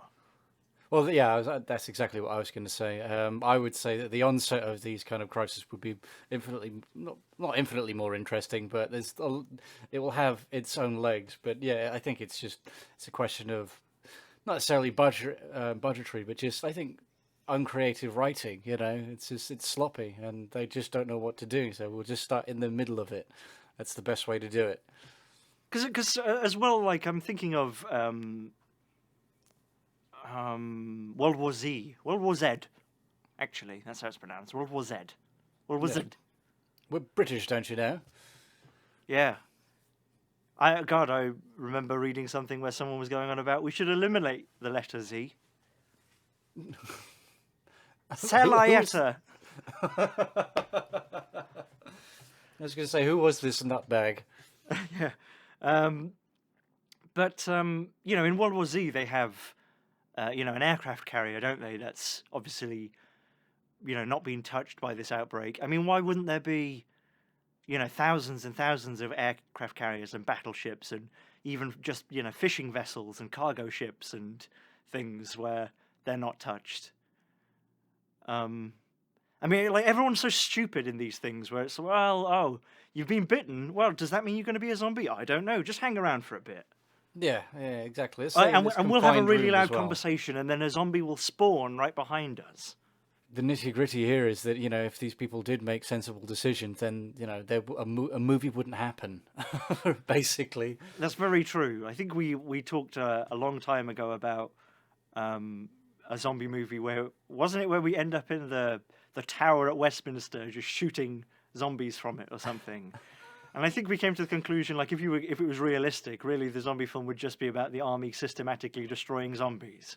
Yes, yeah. Well, I think when we were talking about this, listen, all you do. More of a yeah, go on. Go for it. Go for it. No, all you do. There's a supermarket there, and our group need the food in it. Should we go in and go along the aisles, looking around for zombies? Oh no, there's a zombie around the corner. I wasn't expecting it. Oh God, it's bitten me. No, let's just stand outside. Let's stand on our trucks. Let's bang a couple of mess tins, and then let's just whack them in the head. It doesn't matter if there's 100 of them. It doesn't matter if there's 1,000 of them. We'll just do this for an hour or two, and then they're all dead. I mean, there's a finite number of them, right? I suppose so. Yes, particularly if you're using melee weapons as well. So ammunition, munitions will not be an issue. Yeah, like, I never understand. How's the army lost control? How did that guy in that APC that Rick ends up in, Viggo Mortenstein, how did he end up? How do you end up being in an armored personnel carrier or a tank or something? How do you end up being infected? Just don't open the fucking hatch. Yeah. Again, otherwise, there would be no TV show. So it has. Well, yes, has to accommodate stupidity. The only way to win is not to play. But I think we were talking about the hypothetical zombie movie way back, and I think we decided the best route for something like that to go would be like almost a documentary. Yes. And we talked about this one shot where you've got troops kind of just kind of a routine mission, just operation, just kind of rooting them out, what have you. And then we just have, you see this soldier walking out of the darkness with like a couple of flares, almost like he's taxiing a plane down a runway or something like Yes. that. And then just casually, there's no stress. And then, slowly emerging from the darkness, you see like a horde, of dozens of zombies and what have you. And then as soon as he kind of clears the line, He's back with his mates, and they just bang, bang, bang, bang, bang, bang, bang. Yeah, just drop them. it's just all very methodical. It's all fly on the wall. And it's like, there's nothing to it really. Yeah, and then Days I right. remember that. And then we have the bit with like the captain, the talking head, who's saying, it's pretty easy. I've not had any injuries in the 2 years we've been doing this. But one of the worst things about this, not a lot of people know, but zombies scream. Yes, yeah, I was just going to bring that up. I remember when you like pitched that, and I thought that's fucking dynamite. Like they're still people. Yes, yeah, they're just absolutely mindless, but they are still in perpetual agony. Yeah. They're being murdered. Yeah, they're being murdered. All of that. I guess looking back as well, like if you look at like George Romero's stuff, there was so much more value in that because it was like a comment on stuff. I mean, obviously, you think of them in the shopping mall and all of that, but not just that. There was, the very first one he did, was it the Night of the Dead? Night of the Living Dead, yeah. Night of the Living Dead. That was a comment on sort of race and isolation and things. And I just feel like a lot of zombie stuff now sort of misses that completely, and like, it's just zombies. Yeah. Well, yeah, like I said, it's a good platform for. I mean, it's a bit of a grandiose term, but like a thought experiment, really, and which is I think why Romero stuff is kind of considered like the gold standard, as it were, really, because it's not like the zombies themselves, the makeup and all that stuff is. I mean, it's dated, of course. They've definitely progressed since then, but in terms of commentary, that's I think why it's still kind of valuable, really. And subsequent iterations of the zombie lore have lost that, really, and just turned it into just a hokey monster, really. Yeah, a hokey monster. Where I suppose its value is that or its terror value is that it's everywhere and completely unreasonable, unstoppable, and there's no escape. It's hopeless. That was always the real terror in Romero's stuff, was there's nowhere to go. There is a TV show on Netflix called Z Nation or Z Nation. Right, that's you ever heard of that? I haven't watched it. Is that the one that's like a sci-fi thing? It's a total fucking joke, right? Yeah, sort of. Yeah, it's definitely a lot less serious. Tongue in cheek, I mean, when I say joke, I mean. Well, I've watched quite a lot of it, and it's definitely it definitely starts out sort of as an antidote to The Walking Dead, in that things actually happen.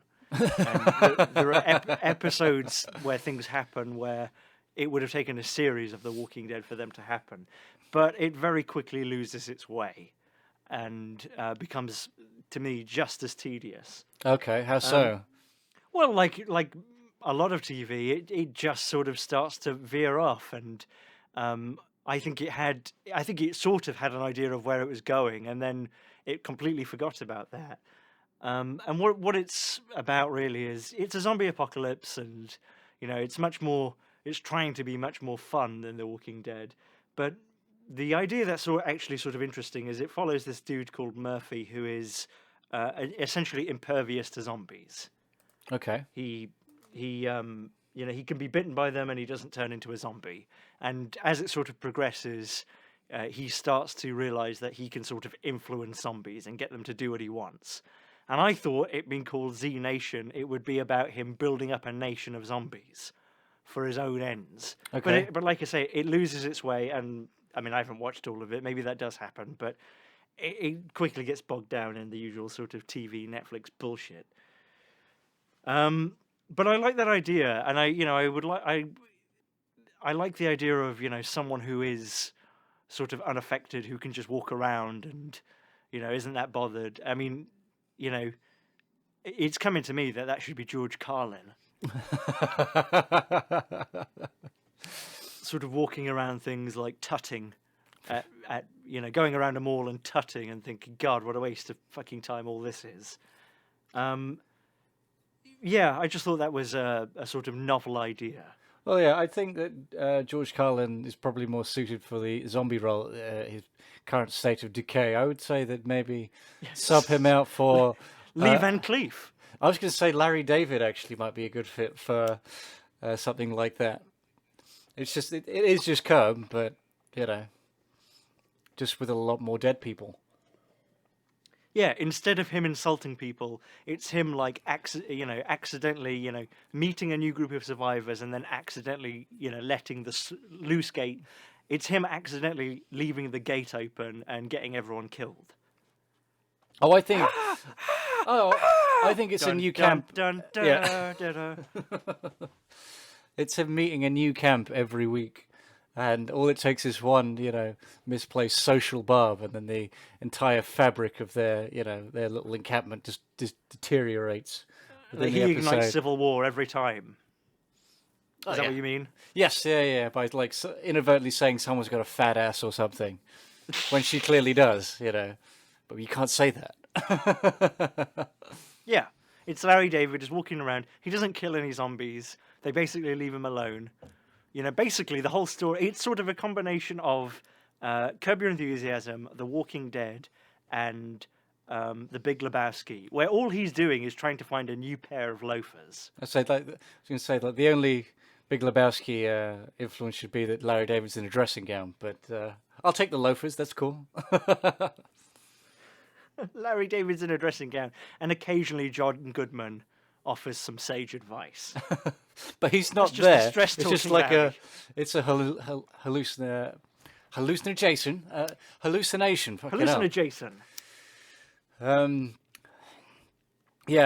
John Goodman just appears, just his face, like floating behind him.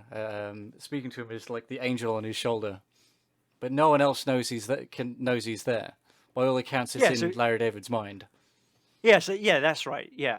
I mean, is John Goodman? Is he real? Is it like a I Dream of Jeannie sort of thing, or is he real or is he just imagined by Larry David? I think that's what that should be left up to interpretation, really. Right. Right. But he and doesn't then have any obviously effect when he can't he's just a floating head. He can't go and pick up a Larry David spoon. You can't go and pick up a spoon for Larry David to rescue himself with or anything with his teeth. No. I like the idea of of John Goodman having a whole scimitar that he's holding in his teeth, and he's just using that to decapitate zombies. He's just flying around. Yeah, he's just whipping his head around and just mashing up these zombies. I was going to say maybe that's something that they'll over-explain when the show goes on too long and starts meandering. But no, I quite like that. There's a physical embodiment there. He's just a disembodied head that floats around. Okay. They explain it too much. Season 5, when Larry David has that scare, and all the first 6 episodes is just John Goodman with a body. And it's like, what? He didn't have a body before. Oh, wait, this is set in the past, because there aren't any zombies yet. And then we find out how he lost his body, and it's not satisfying, because it was much more fun to think, how did he lose his body? Well, yeah, I think potential arc of the How's show. How's he flying? Is he on a jet? Does he have little jet pods or something? Well, no. If it's does zombies, he have one of those hats with a propeller on it? Like one of those beanies or something like that. Yes. And it's working overtime. Yeah, it's got a 9-volt battery, and it's basically Larry David is constantly looking for these loafers. There was this one shop in LA he would go to that would sell these loafers. It's been ransacked. Where the fuck are the loafers? I've already bought them. I put the deposit down. I've already bought them. I was going to pick them up. Then the apocalypse happened. Where the fuck are my loafers? But at the same time, he's always looking for 9-volt batteries to keep John Goodman's helicopter hat going. Well, that's the ticking clock, you see, because if John Goodman's head hits the floor, it's game over. He's toast. He'll be really pissed off. He hates being on the floor. There are whole bits where Larry David, people are freaked out by this. They haven't seen this flying head. There are whole bits where Larry David has to put John Goodman's head in a bowling ball bag. And John Goodman has to be quiet. But John Goodman is fucking indignant about this. I am a person. You cannot put me in a bag. Shut up, John Goodman. Shut up, Walter. I like that. Yeah. Okay. So what? He finds he goes to this department store where he'd put his deposit down these loafers. He's checking all the receipts, and that is essentially It's not a what he, department store, is it? I mean, it's well, gotta be whatever it like is, you know. an Italian shoeery. Yes. Well, I mean, I'm not Cobbler, married where to. Adam Sandler could play.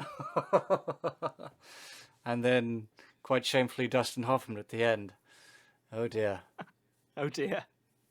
What are you talking about? When's he been in a good film last? Like 1980? Oh yeah, no. Any appearance by Dustin Hoffman is fucking shameful. He's basically the oh fuck, I can't remember the guy's name. He's basically the British Eric Idle. Oh yeah. Yeah, if he's in a film now, it's shit. Oh okay. Like, I'm still going to enjoy it. I still like Dustin Hoffman. If I watch that film, he's still going to be the best thing in it. He's still going to make me laugh, but it's going to be shit. You know. Yeah, I can't remember the last time I saw Eric Idle in anything, but that's probably best left that way, really. Nuns on the Run Redux. Where it's got all this like synthy 80s music. Oh dear, I'm not sure if I want to know if that's real or not. Maybe I'll just leave that one up to my imagination. Yeah, from the director of Drive. Okay, yeah. So it's really dark as well. He was horribly, horribly miscast. If only for 20 seconds. Yes.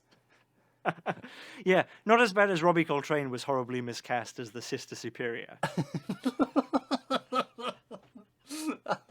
Wow, I haven't heard that name in fucking years. That's a good pull. When you're like to put on Buzzcocks one day and Phil Jupiter is no longer there and it's Phil Jupitus is no longer there and it's just Robbie Coltrane, but everyone still calls him Phil. Yes, but I'd And he's like it. much funnier. Well, if I ever see Robbie Coltrane, I want to make sure that he's reprising his dynamite line from, I think, was it Blackadder the Third or whatever it is, when he's played, Samuel Webster, the dictionary guy. Sausage! Yeah, basically. Every time anyone, says anything to him, asks him any question, there's only one response, and it is, a full bellowing sausage. Yeah, we think that John Goodman is the unhinged sort of comedic outlet, lunatic outlet. The facet of fun lunacy in this until we meet Robbie Coltrane and John Goodman's constantly telling him to calm down. Oh no, I think it's a bit more intense. I think he's an antagonist that can easily overpower Larry David. So they're constantly on the run. But you just have a point in any episode where you just hear very quietly in the distance sausage, and they know it's time to fucking scarper. So John Goodman and Larry David are constantly running from essentially Nemesis Hagrid. That's exactly what I was gonna say. Yeah.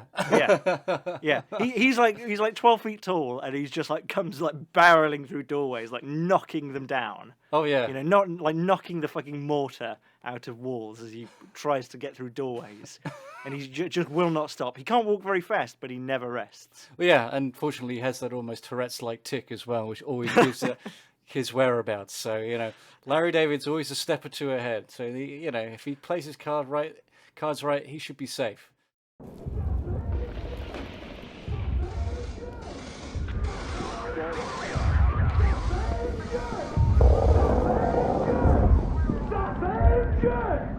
And when Larry David says he's a step or two ahead, John Goodman takes umbrage with that.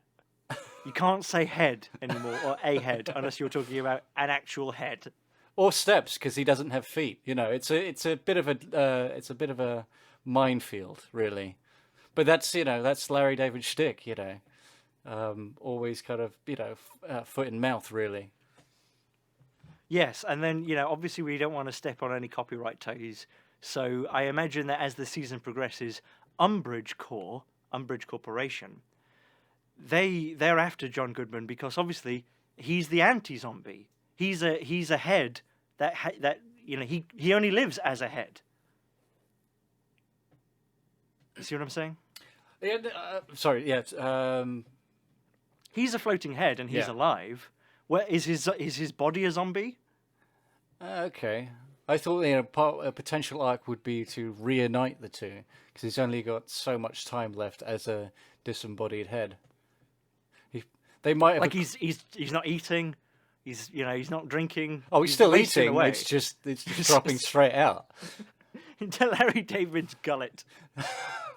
Like we only ever see John Goodman's head from one angle, but if you were to get a lower shot, you'll just see. What angle is it? Well, there's like head on, It's just top down. Yeah, I nothing. think all we ever see is his eyes and his nose. We never see his mouth. Nothing below the neck, because that's when you see like bits of the spinal cord. There's an open throat, and some dangling sinew. Because there's nothing magical here. It was someone hacked his head off with a fucking machete. Yeah, there could be like a whole thing where Larry David and John Goodman are having an argument because Larry David has got in with these people, but he's like, I keep telling you, I don't want it, but they insist that I've got to put this horse bag on the underside of your neck to catch all the stuff that you're eating and is dropping. Because, that guy over there, he slipped over on one of the Twinkies you ate and dropped out of your mouth. Dropped out, not out of your mouth, out of the back of your severed head. There's got to be times where Larry David's got to ingratiate himself into like a new camp of people, but they're not comfortable with the disembodied head. They'll be deeply suspicious of it. So he has to go undercover. And what he's got, he acquires like a ventriloquist dummy, and he's just knocked the head off. So he has a really to big leather trench coat with like a coat hanger in it, so it's still got some of its shape with John Goodman's head on it, and he's just like bungee cord the collar around his neck. Well, there are many solutions, but I like the idea of like a very small doll with this giant fucking head sitting on Larry David's arm. Or he could do like a Zaphod Beeblebrock sort of thing where like John Goodman like perches himself like a parrot on Larry David's shoulder, and then it's like Larry David has two heads. Okay, yeah. That could And work. then we've got the one CG angle of him face on, which is really good. But everywhere else it's like a papier-mâché. Yeah, I was gonna say it could be just like fucking Hitchhiker's Guide. I remember watching the behind the scenes stuff on some of that when I had the DVD, and they were like really, really proud of the job they did on the animatronics of that Beeblebrock's head, and it just looks absolutely fucking terrible. And you only ever see it, like its eyelids and mouth articulate in that first scene where you meet him. They literally tell him the head just to go back to sleep, and that's it for the rest of the fucking show. It never does anything else. And then when you watch these special effects guys talk about the work they put into it, and they were, the pride that's beaming in their voice, it's like, oh man, clearly everyone, beyond you guys in special effects, kind of saw the level of your work and said, like, we have to write this out immediately. I can't remember. Do they write it out? Does he lose his head? No, he doesn't lose his head, but they made a big effort making an animatronic head, and when they introduce him, it's like, yeah, I've got two heads. They both talk this, that, and the other, and the other one, and the animatronic head starts going, and it's like, oh no, just go back to sleep, and he just goes, and then just goes to sleep, and then he Go back to sleep. Then Yeah, I that head remember. never does anything else for the rest of the show. It's just Yeah, so hanging off the actor's shoulder. Yeah, I seem to remember it was very disconcerting because, like you say, even when it was always asleep, but even when it wasn't asleep, it always looked sort of, brain damaged, basically. Yeah, it looked very punch drunk. There was Yeah. just some cauliflower eyelids. It looked like he'd been through the ringer. Yeah, so I remember when they were discussing how to do it, they were talking about, well, maybe he could have like a head in his pocket or something. Yeah. Oh, that sounds gross. Yeah, that's almost Lynchian, really. You just have one, extreme close up of a pocket, and there's just this tiny head in there. Hello. So you could have a whole thing where Larry David and John Goodman, like the whole, series 2, John Goodman is, sort of leading Larry David on, like, I know where these loafers are. I actually knew someone who worked in the factory where they make them, and I'll take you there. And, it's all about Larry David sort of working his way, out of LA through Southern California to find this factory. And then they get there and it's like there's zombies everywhere and loads of like military zombies everywhere in body armor, and it's really hard to get into. And Larry David's constantly saying to John Goodman, "Why is there all this security?" And then they get in, and it's not a loafer factory at all. It's Larry David wouldn't wear loafers anyway. It's trainers. It's not a shoe factory at all. It's Boston Dynamics, and all John Goodman's been doing is sort of leading him here so he can find himself some legs. But some prime legs as well. Some prime legs. There's no body though. It's just John Goodman on some legs. This pretense that he wants to, reunite with his body is absolute horseshit. He wants to build himself into the perfect machine. They go to Japan at some point, and he just knocks the Asimov head off that little robot and just sticks John Goodman's head on it. Now he can walk upstairs and all sorts. I think John Goodman ends up on a spot, On a spike. Oh, is it Spike? I can't remember. That's the dog, right? What? The name of the dog robot at Boston Dynamics. It's like they call it Spot or something. He ends up on that. Yeah. But when you say he ends up on that, he ends up like where the tail would be. So he's like driving it like it's an oil tanker. And so, to save on writing for John Goodman, the rest of his dialogue for the rest of the show is just brum brum. Fuck, do you remember Brum?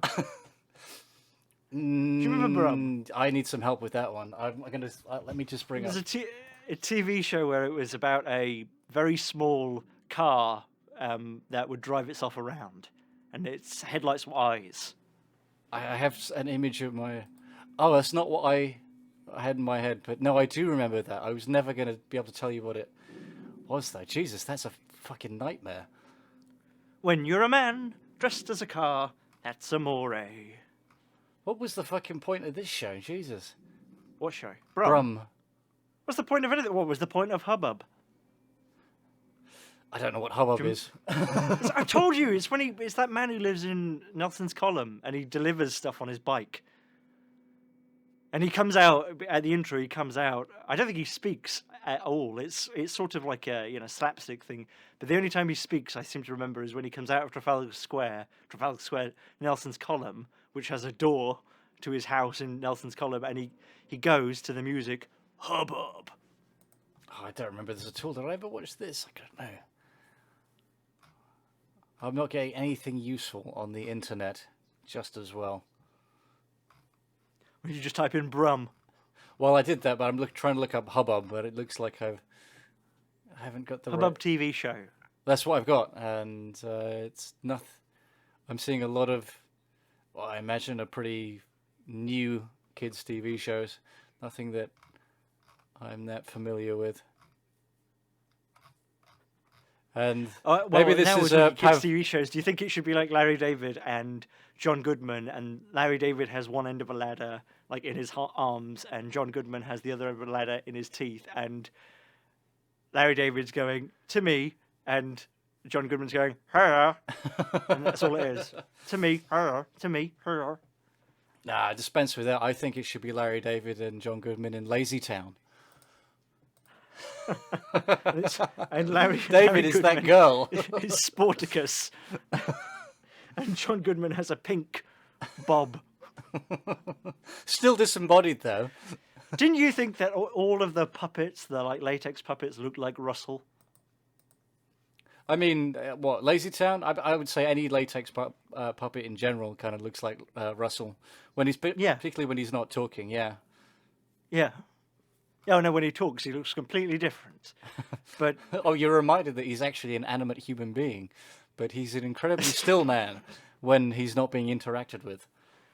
How has Lazy Town become so well known? It only lasted like 2 seasons. I have no idea, but it seemed to have captured the imagination of millions of man-children. Millions of paedophiles. Yeah, a little bit. I think so. Yeah. You are a pirate. Well, that doesn't help, yeah. That was golden. Yeah. So does Roseanne make an appearance, or is she too racist? I don't know. She could be too unruly on set. Do you know, I woke up the other day and a name came to me for no reason at all. Didn't have a dream about her or anything, but it was a name I've not thought in hundreds of years. and you are going to laugh when I say this name for no reason. Just what a weird name to think. Okay. Vanessa Phelps. Now tell me, was your dick in your hand when this name popped into your head? Whoa! Is she part of the slideshow? Don't remember what she looked like. The slideshow. Zooming in, zooming in, zooming in, zooming out, zooming out, zooming out. Oh yeah, tap, zoom tap. out. There's plenty of material to work with there. You want to get the whole picture. That's fat shaming, Damien. Fat shame. Why do you hate fat people so much? I didn't. I'm say... going to see you. Damien I was hates trying to fat people, celebrate it. everyone. What are you talking about? I haven't seen Damien in like 2 years. I'm fully expecting you're going to be like 400 pounds when I see you. Oh yeah, no, I've put on some serious tonnage. I've taken a lot of pride in that. You know you're fat when your shoes don't fit anymore. Shoes? Good God, man. I'm all about sandals and a muumuu. I am wearing Oh. sandals. Yeah. Judicial wear. I also have a bracelet here that says "Return wearer to hospital." I don't know how that got there, but I can't seem to pry it off with my teeth. So I guess I'll leave it. Yeah, so maybe Vanessa Phelps could fit in there. Maybe Trisha. No one has ever said that before. Maybe Trisha Goddard. She's still around. Maybe, Damien. Maybe Rinda. Oh, okay. Maybe there's a bit where they, instead of the governor and it's this tyrant, it's Rinda. Oh Like, yeah, this no, it's like community a follows the rule of law, and the rule of law is my whim. Oh yes, no, they get ushered into like a military court or something like that. It's all. Where's Rinda? And he's just rolling his eyes and calling for people to have their heads chopped off. But then John Goodman already has his head chopped off. So what punishment could befit John Goodman for his crime of breaking into the pantry and sort of eating Twinkies? Well, easily, it's going to be that he's going to be sewn to part of Rinda's body, and is slowly absorbed by the Rinda. Yeah, because Rinda's like just this sort of amorphous mass at this point. Oh no, nothing like that. I think he's slowly absorbed into the abdomen. You see him later in the series where he's casting judgment on people and carrying out sentences, all that kind of stuff, rather than bring in his boot boys to kind of put a rifle in someone's mouth. He simply stands up from behind his podium and just opens up his shirt. And then you have basically John Goodman's head kind of launches out like the mouth from the Alien, right? And just fucking goes to town on them basically. Oh, I was thinking that you were saying like they sew John Goodman's head to Rinda's body, and John Goodman's head like begins to get absorbed quite quickly, and Larry David realizes, oh God, I actually liked John Goodman. We were friends. Now that Richard Lewis is dead, he was my best friend, and like Larry David realizes he's devastated by this, and lashes out. So Larry David gets the punishment as well, and they set it up so Larry David's going to be executed, and Rinda, he's absorbed by this point. He's absorbed John Goodman, and he's flouncing about, going, "Oh yes, legalese," and saying, giving a big show to everyone, like we can't have whatever Larry David did going on in our community. We must punish him. We're going to have to hang him. And he's there on the gallows, and they're about to hang him. And he goes up to him. He's talking to him. He's making a big show of it. And then he goes up to Larry David, and he says something to Larry David, but it's John Goodman's voice, and he winks. And you realise that John Goodman's taking over Rinda's body. Oh, it's a real throw your fist up in the air moment as well. And that's when the rock music comes in, and he just starts fucking pounding people left and right. With a massive gavel. Yes, but this is when you can start seeing a lot of tension behind Rinda's face. You can see it start to split, like a center split. Then as soon as it reaches like that critical point, that's when John Goodman just shoots out of Rinda's face. So does John Goodman take over his body, or is John Goodman a floating severed head again? I think that he bursts out, but he's bringing the spinal cord with him. He started his project to build himself a new body. Oh, I was thinking that Rinda's head gets ejected and John Goodman's head, like it snaps back like a Pez dispenser or something. Yeah, like Papa Pirate, and he immediately is like, this body's too feeble, and just starts eating and starts trying to tack on mass. And then, the next season we're back, and John Goodman's almost back to the healthy size he was. No, not at all. It's like he's not growing a new body at all. Just the head itself just keeps getting larger and larger. So when you see it next season, he's just as tall as Larry David, but he's just a head. He's now Larry David's mode of transport. Larry David just gets on the ears, gets up on top of him, and then starts running. Oh, John he's fashioned Goodman a starts saddle. Yeah. rolling. He's given up on the loafers. He's found a much better way to get about now. Yeah. He's got to roll sideways, though, because if he doesn't, Larry David gets his feet bloody every time John Goodman's neck, Or he could even fall he doesn't into roll. the I throat. think he bounces like a space bop or whatever they call him. And then, season 4, that's when they're, fastening the spider legs to him. They're going after Will West. Yeah, I was going to say Wild West, right? Yeah, Wild West, yeah. Very nice. Wild, wild, wild, wild, wild, wild West. Jack met a spider. Look out, Adam's clash rag. Yeah, I mean, I think that's it. I think that's the best zombie show that could ever exist. Yeah, that's perfect. As we usually say, put it to production straight away. If Yeah, the right you could people want to get in have, touch, we've got treatment almost pretty much ready. You could have sort of like a cameo, different cameos. Like I was thinking, you could have Dan Aykroyd in a sort of faux turban, not like a Sikh's turban, like a sort of bullshit psychic turban, and he's trying to he's an antagonist for a bit because he thinks that John Goodman is like an actual crystal ball. Well, the only way that John Goodman's head has been floating all this time is because he's got a crystal skull. You see, Right, and that's why he's in pursuit of them. Right, and then we can bring in Shia the Beef, a bit on a motorcycle or something.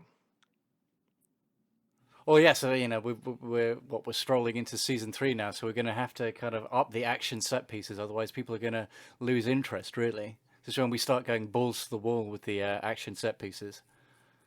Well, any ideas? I mean, we could go the other way and think, well, let's just stick it at a farm for a little bit. It was about 5 pages. And oh yes, Frank sorry, it Darabont's- could just be a character study.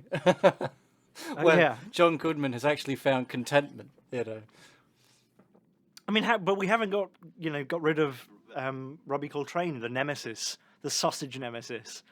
How do they beat him? I don't know, but if They've got to go to Hogwarts. I think if we've got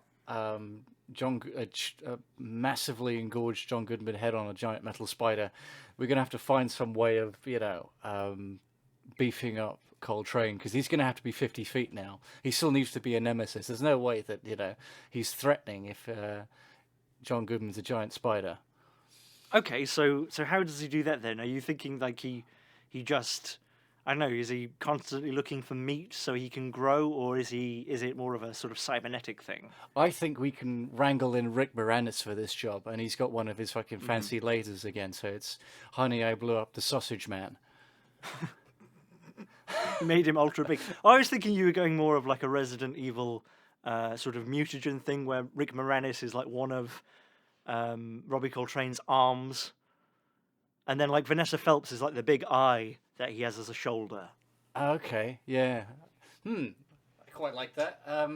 Who else could Robbie Coltrane absorb? Who else have we been talking about? It's a miserable death, so we'd like to see absorbed by, let's say, James May. He can be slowly absorbed into that. He could be part of his leg that's always screaming. And always trying to sort of reconstruct meat grinders and things. And that leads us to Ramsey. And that is a whole avenue of misdirect over a number of episodes, because Ramsey's there and he's got his highlights and everything, but his eyes are just bloodshot. Like there's just the pupils and then just red. And he's just like on edge, like oh, and he's got the only restaurant in town, and we set it up so it's like really obvious, like these sausages are delicious, Mr. Ramsey, Chef Ramsey, and he's like, yeah, they are. What are they again? Oh, don't worry about that, just meat. just normal meat. And we're constantly like building it up like it's human meat, but then we find out it's not human meat at all. It's just off its sell-by date. He's really ashamed. I was going to say that His kitchen's in a mess. No, that Robbie Coltrane was never an antagonist at all. You find him, strapped down in a warehouse. They just found that his body seems to absorb meat and grow from it, so he's just Cutting bits off him. Yeah, he's being kept as cattle, basically. Coltrane Wellington. Okay. Coltrane sausages. Well, sausage Coltrane naturally. steak. Yeah, naturally, yeah. Or maybe they don't do that at Coltrane first. Maybe, potatoes. Maybe when they do sausages, that's the mistake they make, because then every sausage, like, oh yeah, these sausages are going to be great. Didn't want to do them at first because I couldn't get any intestines for the skin. But now we found a pig. We've got some pig intestines. We're going to put some Robbie Coltrane mincemeat into this pig intestine, ties them up, fries them away, serves them with some mash, and just as like someone's about to eat them, these sausages on everyone's sausages on everyone's plates in this restaurant, they start to like jiggle, and then they start to become little Robbie Coltranes, and he's self-replicating.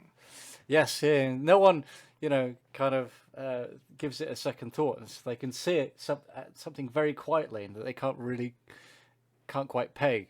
Heads down to the platter, they hear that's where the noises come from. They hear ever so quietly, sausage, and it gets louder and louder. And as you look, you see these tiny little mouths sprouting from this sausage. Yeah, and eventually legs. All the very knowledgeable. I'm outside of the show now. All of the knowledgeable people in the know who work for the AV Club and Collider and respected things like that. They come out and they say, we panned this at the beginning because it didn't make the title didn't make any sense. But now in season 4, calling this Sausage Nation makes total sense because it's all about a city that is full of Robbie Coltranes. Absolutely, it's almost like Fantasia as well. When yeah, and it's almost like Die Hard 2 as well, because a lot of it is in an airport at times. At times, yeah. A lot of boxes and stuff, like Ant-Man. Yeah. Most of that was in an airport, wasn't it? I'm going to say yes. I remember a train. So an Do airport. you think Ant-Man should have been Rick Moranis? Didn't they miss a beat there instead of having Phoebe's boyfriend? Yes, absolutely. Well, Rick Moranis for like most of the roles in any of those Marvel movies. I think Rick Moranis should have been Thanos. Just a giant Rick Moranis. No, he's the same size. He's still a little guy, but he's just for some reason a titan. No, he's just he's very charismatic. People are down with it. Charismatic ruler. Very efficient. Yeah, okay, I like that. Javier Bardem. I can only. We need more women in this. I think, Damien. Like, could there be a love interest? Is Well, Cheryl in it? Javier Bardem. If we're thinking No Country for Old Men, that's arguably a feminine haircut. We can kind of say it's the same thing. And the feminine haircut equals woman.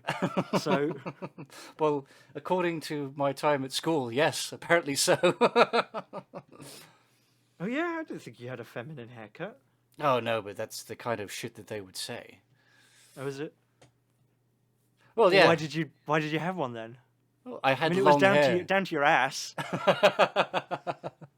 Then that was fine. It's when you used to tie it in pigtails, Damien. You didn't do yourself any favours.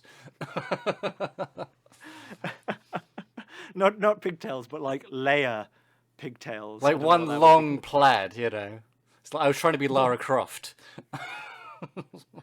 Yeah, but it was like a mohawk plaid, like it was coming out the front, so you'd constantly have to like move it to the left or right. It was always in the way. Yes, I mean I overlooked one very crucial part of the planning stage when I did that.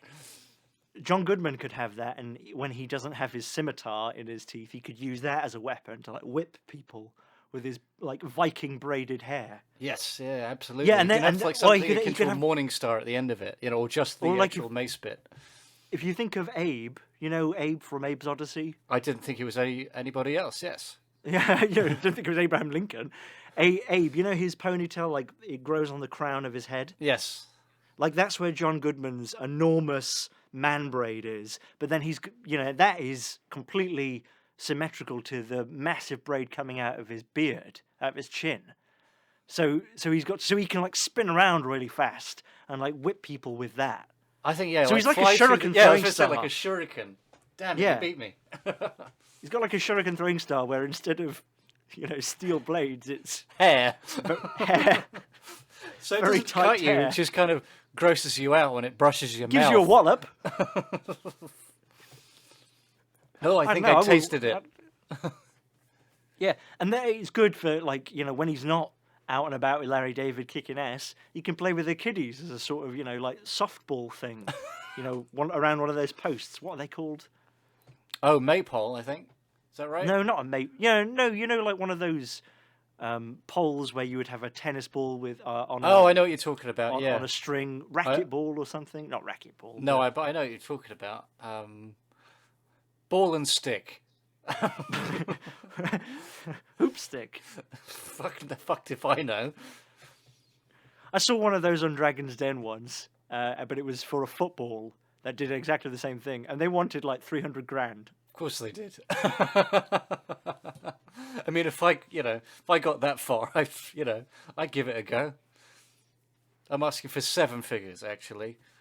The guy I seem to remember went, and he went with his 2 kids, and the dragons said to these kids, "Do you like it?" And both of these kids were like, "Yeah." Can we have our pocket Yeah. money now? I don't think they invested. Yeah. So John Goodman's this shuriken thing. Does Larry David have a weapon of choice, or is he a complete pacifist? He's not pacifist, but he's just beholden to John Goodman for all his ill deeds.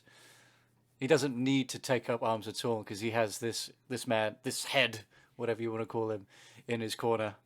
So is it that Larry David is, walking along and zombies aren't interested, or is it just that John Goodman eviscerates the zombies? Yes, he's a very effective deterrent for most forms of conflict.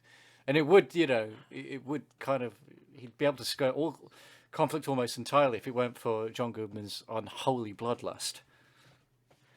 It's what gets Larry David into trouble. Otherwise, Yes. Well, one of the things, as well as Larry David's mouth. Of course, yes. Yes. We could have a cameo with Tarantino, and he's also Quentin Tarantino is also just a head, but he can't float for some reason. But he does have it's just him. It's a head, and then just a pair of feet, just a pair of bare feet walking around, like the Goombas in Mario. I was thinking more of Cuba actually. We just like stick Cuba. something stupid on the front of Tarantino's face. Yeah, and he's always pouting, so he looks exactly like Cubert. But does he talk like? Does he have Cubert's voice as well? What was Cubert's voice? I mean, Cubert. kind of, that? yeah. But he still I don't talks remember. typical Tarantino bullshit. Does he? Okay. What does he say? I've not heard Tarantino say anything in a long time. Oh, I don't know. Well, I couldn't tell you anything. I'm just kind of thinking of any of the dialogue from any of his movies, really. He comes out, he's in his dressing gown, and he's going on to Larry. Yeah, this is the whole thing. He and Larry David get into this massive altercation. Does my lawn say dead zombie storage on it? And Larry David's like, I've not anything to do with these zombies. These zombies were already here. Does my lawn say dead zombie storage on it? And then John Goodman comes out and whips him. And Tarantino has no chance because he's a head on feet. Like these feet are cut off at the ankles. Like he's only. Oh like yeah, a there's foot no tall. there's no mobility whatsoever. It's almost like they're fixed. Like it's very unclear how he got the door open. Best left unanswered, really. You reckon it's something yeah. to do with the furious grimace that he's got when he opens the door? That he willed it open with the sheer look of hate on him. Samuel L. Jackson, what would he be up to? Oh, I think he's Tarantino's handler, What you don't see is before the door swings open is that he's carrying him by a hand and gently positions him in front, and then he's actually just tapping the door around from the side. It's all an illusion. He's just the handler. It's a Yes, real and what- waste because what it he's is as never in well- sight and he's no dialogue whatsoever. We just know he's That- there because you can see the shadow cast by is it Jules's afro in the backs of poorly lit scenes. Oh, you see, I wasn't going to say Jules. I was going to say, it's Samuel L. Jackson as Zeus from Die Hard 3, but he's also playing Moz from the It Crowd. They've got the same shirt and everything, and the same sort of can-do attitude, but it is Samuel L. Jackson as Zeus, but also as Moz from the It Crowd. There's no change in the behaviour whatsoever. It's just him with acting as a foil to what was his fucking name? The Irish dude. Chris O'Dowd. Chris O'Dowd, yeah. Yeah. Jen's not in it. Oh no, but we can do without Jen. It's fine. But Matt Berry. But we need on the more other women. hand- we can get Matt Berry in a dress. It's fine. He's game. Again, that's a woman. hair or clothes, that makes it a woman. I didn't say it makes him a woman, but I think he'd be prepared to, dress up for us. Yeah, no, I really think we should have a woman in there. I'm just sort of thinking, who would be right? Who would be right? Well, I thought we had Trisha and Vanessa Phelps were kind of covered, really. Well, what's Trisha up to? I thought she was also sewn to Robbie Coltrane. Right. She's like she's his knee or something. Yeah, I can't decide if Robbie Coltrane's like the Blob or if it's like the Human Centipede or something like that. But maybe somewhere between the two, we can find something, something sufficient in the body horror category. You know who we could have? We could have what is her name? I want to say Eileen, but it's not Eileen. The talk show host. She's blonde. She's very, very famous. She's had a talk show for a long time. She got in trouble recently for having a toxic work environment. It turns out that she's a Ellen. complete arsehole. Ellen, that's it. Ellen. Right, and she is sewn onto the back of Paul O'Grady.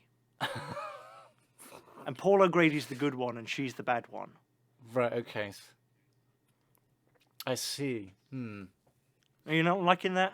No, I'm just trying to see where this all fits in. It's starting to get a bit ridiculous now, George. I think you understand. We've stepped over the line now. This is ludicrous. Well, okay. Well, never mind.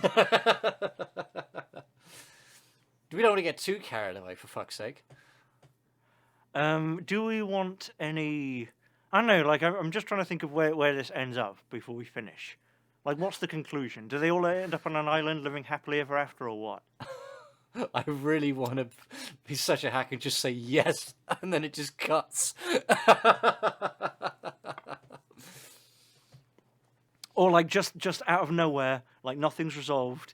Larry David and John Goodman are walking along, and Larry David says, "What do you think happens when you die?" And John Goodman says, "Oh, nothing. I think it just goes black. It just goes, and then just cuts to black." Okay, yeah, sort of like a Sopranos type thing. I think we're being pretty ambitious here. I don't think we're going to get enough. I don't think we're going to get renewed as far enough to reach this point. I think what will be our very faithful viewers and fans will just be left hanging, after like season 2, where they don't know what's going to happen after Rinder absorbs John Goodman. We know, obviously. But I don't think the full narrative arc will come to fruition. Yeah, they won't get any satisfaction unless they look at the original graphic novel. Which I've been hurriedly drawing this whole time. Yeah.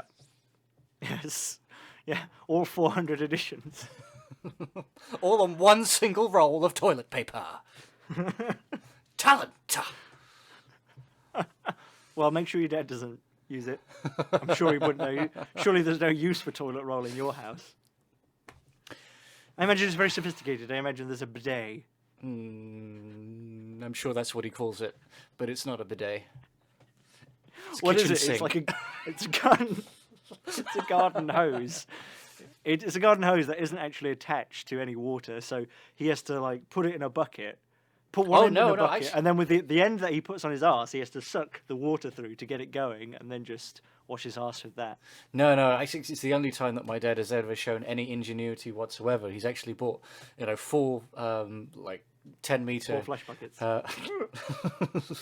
garden hoses and managed to MacGyver them all together without any leaks whatsoever. So he can run it from the outside tap where one typically affixes a garden hose, and he has it trailing around the outside of the house to the top little window where his ensuite bathroom is, and he has it constantly running, just hanging in the in the sink next to his toilet. But naturally, that sink is also right next to the toilet as well, so it's always at arm's length.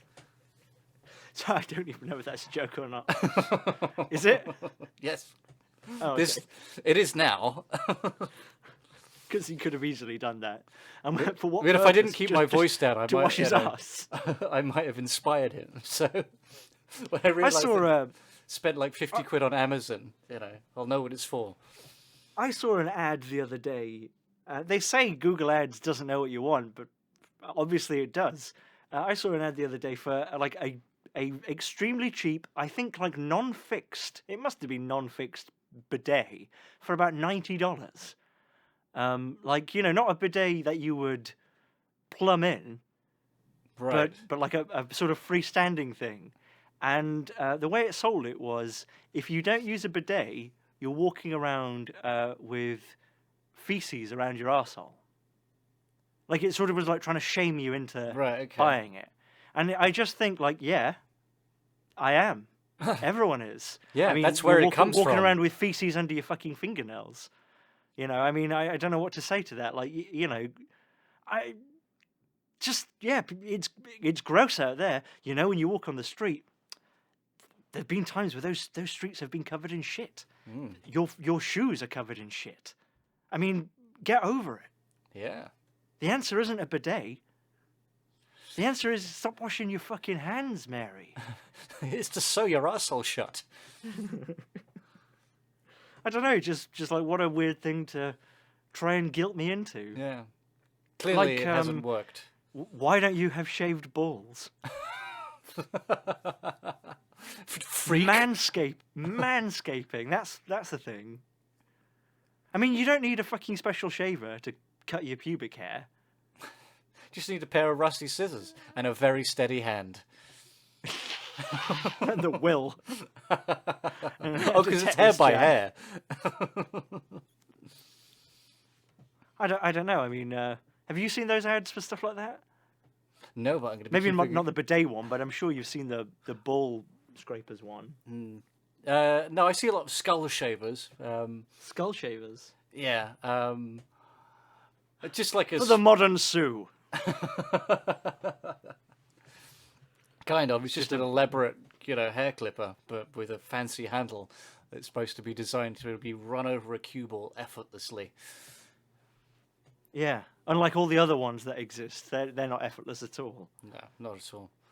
I did have one personalised ad come up, and it was a mop bucket, and it said underneath "problems flushing." Naturally, clicked by 10. I mentioned they only come in 10s. They would have to. Obviously, since I bought my own flush bucket, the old man has got into the habit of rather than bringing the former waste paper basket from his bathroom to fill it up in the bathtub, he'll just take mine now, and then Yes, you told me that. Yeah. and now returns it. Oh, he returns it. Okay. Yeah. Good. Well, It's you like, can stand down the army then. Well, yeah, but if only he did that with the first one in the fucking first place, That's what you should have done from the beginning. Actually, mentioned what you the should have thing is done in the just beginning full of is porridge. just get a plumber in to sort this fucking shit out. Pardon the pun. I saw an ad once, and it was for I guess it was like a camping supplies ad, but it sort of billed itself as like camping, caught on the road, need to use the. I mean, it would never say need to defecate, right? That's far too on the nose, Need to relieve oneself by the side of the road. You can do so now in full privacy. And what it was a tent, right? Like a dome tent, but it only went up to your head. So you would get into this thing and you would like have it around your head, like you were wearing, sort of like wearing like a really big puffy 19th century dress that instead of being Gotcha. puffy from the waist goes up to To the neck. to the neck, and you would have this tent and then like defecate or piss whilst wearing this. I really want one. I mean, you could just walk around in it, I suppose. It didn't look like it was like full size though. You'd have to sit down. Okay, well that kind of spoils it for me. I just want this Yeah. giant shield where no one can see my body and its offensive activities underneath. Yeah, essentially only like a when the- muumuu with a wire frame. But it's like flush to the floor, so obviously when I walk far enough for the shit to breach that perimeter, that's when they know. I mean, when you say it's like it's flush to the floor, like is it flush or does it have like a big train coming behind it, like Princess Diana's wedding dress? Oh, I like that a bit more actually. It I think slowly if you go through glides the footage, over you'll it. spot like a turd rolling around in that. Like, she probably had to be sewn into it, so. Oh, yes. And then I just kind of, once it's clear, I kind of stand next to it, and anyone that walks by, with my eyes, say, check that out. Look what I did. You can't see what I'm doing. I'm doing something worse right now.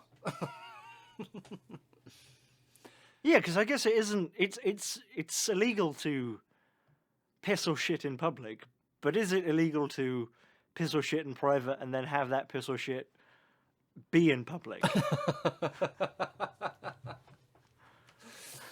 I don't know, but I'm going to start. I mean, I don't have the finances for such incredible technology of which you're talking, but I'm going to start bringing a bedsheet with me wherever I go.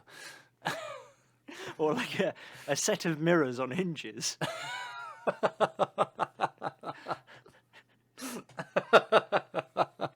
Like, and if you're in the woods and you set it up right, like it'll work quite well, where people will not be able to see anything but trees. But then suddenly, what they thought was just trees over there starts moving, and it's you packing away all these mirrors, and there's just a heap of shit where you were. Yes, and I haven't pulled up my trousers yet either. I really give up the ghost. You just waddle off, like just mirrors in one hand and sort of like pulling them up with the other. But you've had such a big shit; they don't stay around. Oh yeah, but I mean, I hips feel anymore. naturally feel ashamed. That's why I'm trying to conceal it. As soon as I see it, it's like, oh shit, I've been made. Better fucking cheese it. And I make it all of 3 feet before I capsize over my own hot triumph.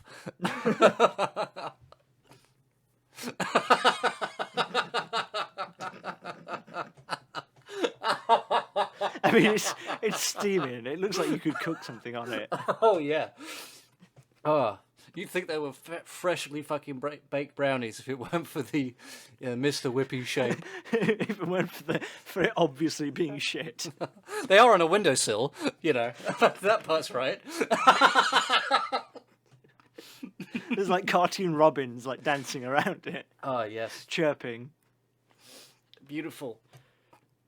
Well, I still want to know how we defeat Robbie Coltrane.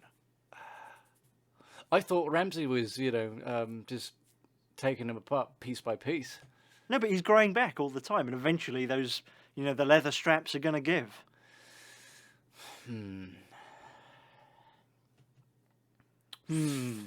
It's a kind of, we've written ourselves into a corner. Yeah, I knew we'd overdone it. Well, no, because then if he's indestructible, that obviously leads us, to Arnold. Well, Arnold is metal and is outclassed by this regenerating biological nemesis. And he has to, Larry David's walking around and then Arnold turns up and goes, "Come with me if you want to live." And Larry David's like, yeah, it's like Larry. all That's right. really played out. I've heard that a million times. I'm not bothering with that. And immediately gives him the cold shoulder. It's a very expensive cameo. And then in the background of the next scene, you can just see Arnold counting all of this money, like this heap of money. I think it's just like he's brushed off almost immediately, and he's completely shocked because he was given a different script. Entirely, and it just goes nice and close up on his face while he looks completely dejected, and that's when the theme tune comes back in. it ends up with Arnold losing his head, so John Goodman takes Arnold's body, but he's quite displeased, like, oh yeah, he's nice and tall, but I need to bulk out. And then we just see like a massive, overweight Arnold. Oh, well, yeah, I don't think it would have to, because at this point there was. And that's the end game. It's Arnold's body with John Goodman's head versus Robbie Coltrane with Rick Moranis as an arm and Trisha Goddard as a leg. Oh, I'm gonna have some horrible nightmares this evening. Jesus. Oh no, but isn't John Goodman's body Rinder's body now? Now, didn't we say that after he'd broken free, that he started absorbing mass and just became one giant swollen head? That's why he needs to pack on mass as Arnold, because Arnold's frame won't support, a head that is essentially, 20 feet in radius, It's just like a massive nodding head. Like, yeah, Arnold's body can't support John Goodman's massive head. So it's like Arnold's body in like an iron He's lung. just pushing around, John Goodman's head in a shopping trolley as he's keeled over. Yeah. And that's where it ends. That's the happy ending we're looking for. Larry David finally finds his shoes. I think, John Goodman's going down a, quite steep hill in that shopping trolley, and that's what, will run over Robbie Coltrane, bifurcate him almost completely. Too much damage to regenerate, and he slowly bleeds out. Jeff Green springs out, and everything's better. I want the credits to be at least 20 minutes, There's a lot, a very dedicated team went into this. Yeah, and it's Gwen Stefani over the credits as well. Any particular... Or Aqua?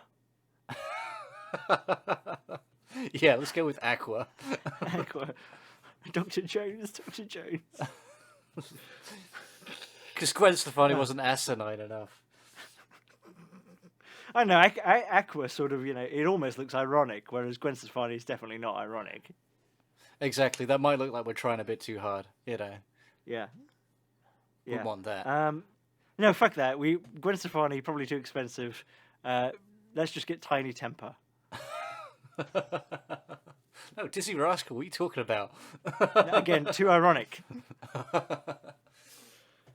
Just get Noel Edmonds doing Christmas songs. Okay. Noel Edmonds doing the repertoire of Tiny Temper. How about that? Yeah. And what a no repertoire Biggie Smalls. No Biggie Smalls. I want to see Noel Edmonds do fucking Hypnotize. Yeah. Yeah, I think we've done it. There, zombies. Yeah. Like always. Let's never speak of it again. Okay. All right, well, I guess we're done. Yeah. Well, before we go, I should say that, as I'm sure most people listening to this are aware or are at least not affected by, my YouTube channel was hacked last week for about 2 hours. And on the last video I did, which I think was the health video, whoever hacked it posted as a reply to every single comment, buy Bitcoin. So, I mean, I've sorted all that out and everything, and I did put a comment on there saying, don't buy Bitcoin. But obviously, that wasn't me. Please don't buy Bitcoin. I think it says something as well that happened the day before a Bitcoin flash crash.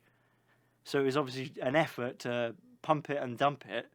If you want to buy Bitcoin, please do. I don't know anything about it. Ooh. Just don't buy it because someone tells you on fucking YouTube. Especially in a comment section. Yeah, there you go. I didn't know. Well, there you go. Yeah, and YouTube, of course, I go in, go into security options. No one's logged in apart from my computer. So what did they do, YouTube? Did they take control of my fucking computer? It doesn't look like it. I'd love to know what the fuck they're playing at. Because this has not just happened to me. This has happened to loads of YouTubers, apparently, over the last year. Anyway, I just wanted to say, if you saw any weird messages from me about Bitcoin, it wasn't me. That's it. Damien's there like, oh, I've got 3 Bitcoins. Well, yeah, I mean, I remember the password when you set that up. It's me that's fucking around. Yeah, I mean, apparently Dogecoin is higher value now which I think is hilarious. Like, what sort of world am I living in now? Yeah. I mean, I like that. I like Dogecoin. That's very funny. But also, what? Yeah. It's fucked. going to end in tears, isn't it? It's Yeah. going to end. It's going to end in a fucking massive crash. And in 70 years, people will be looking back at this the same way we look back at the Wall Street crash when people were buying, of 29, where people were buying, like busboys were buying like 3 cars and stuff, and they'll think, well, obviously.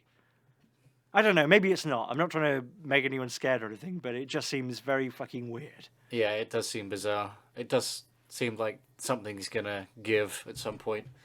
Yeah. So anyway, there you go. So we're going to do the fan art episode soonish. Maybe not the next episode. I'm not sure, but soonish. So get that in if you want to send me some crap that you drew whilst in some delirium. Don't get me wrong. I mean, the stuff we've got is actually worryingly good, but if it's not, don't worry. You won't be showcased. Oh no, you will. You definitely will. Yeah. So that's it. Thanks very much for listening. Yeah. Kill. Ta-ra. Ta-ra.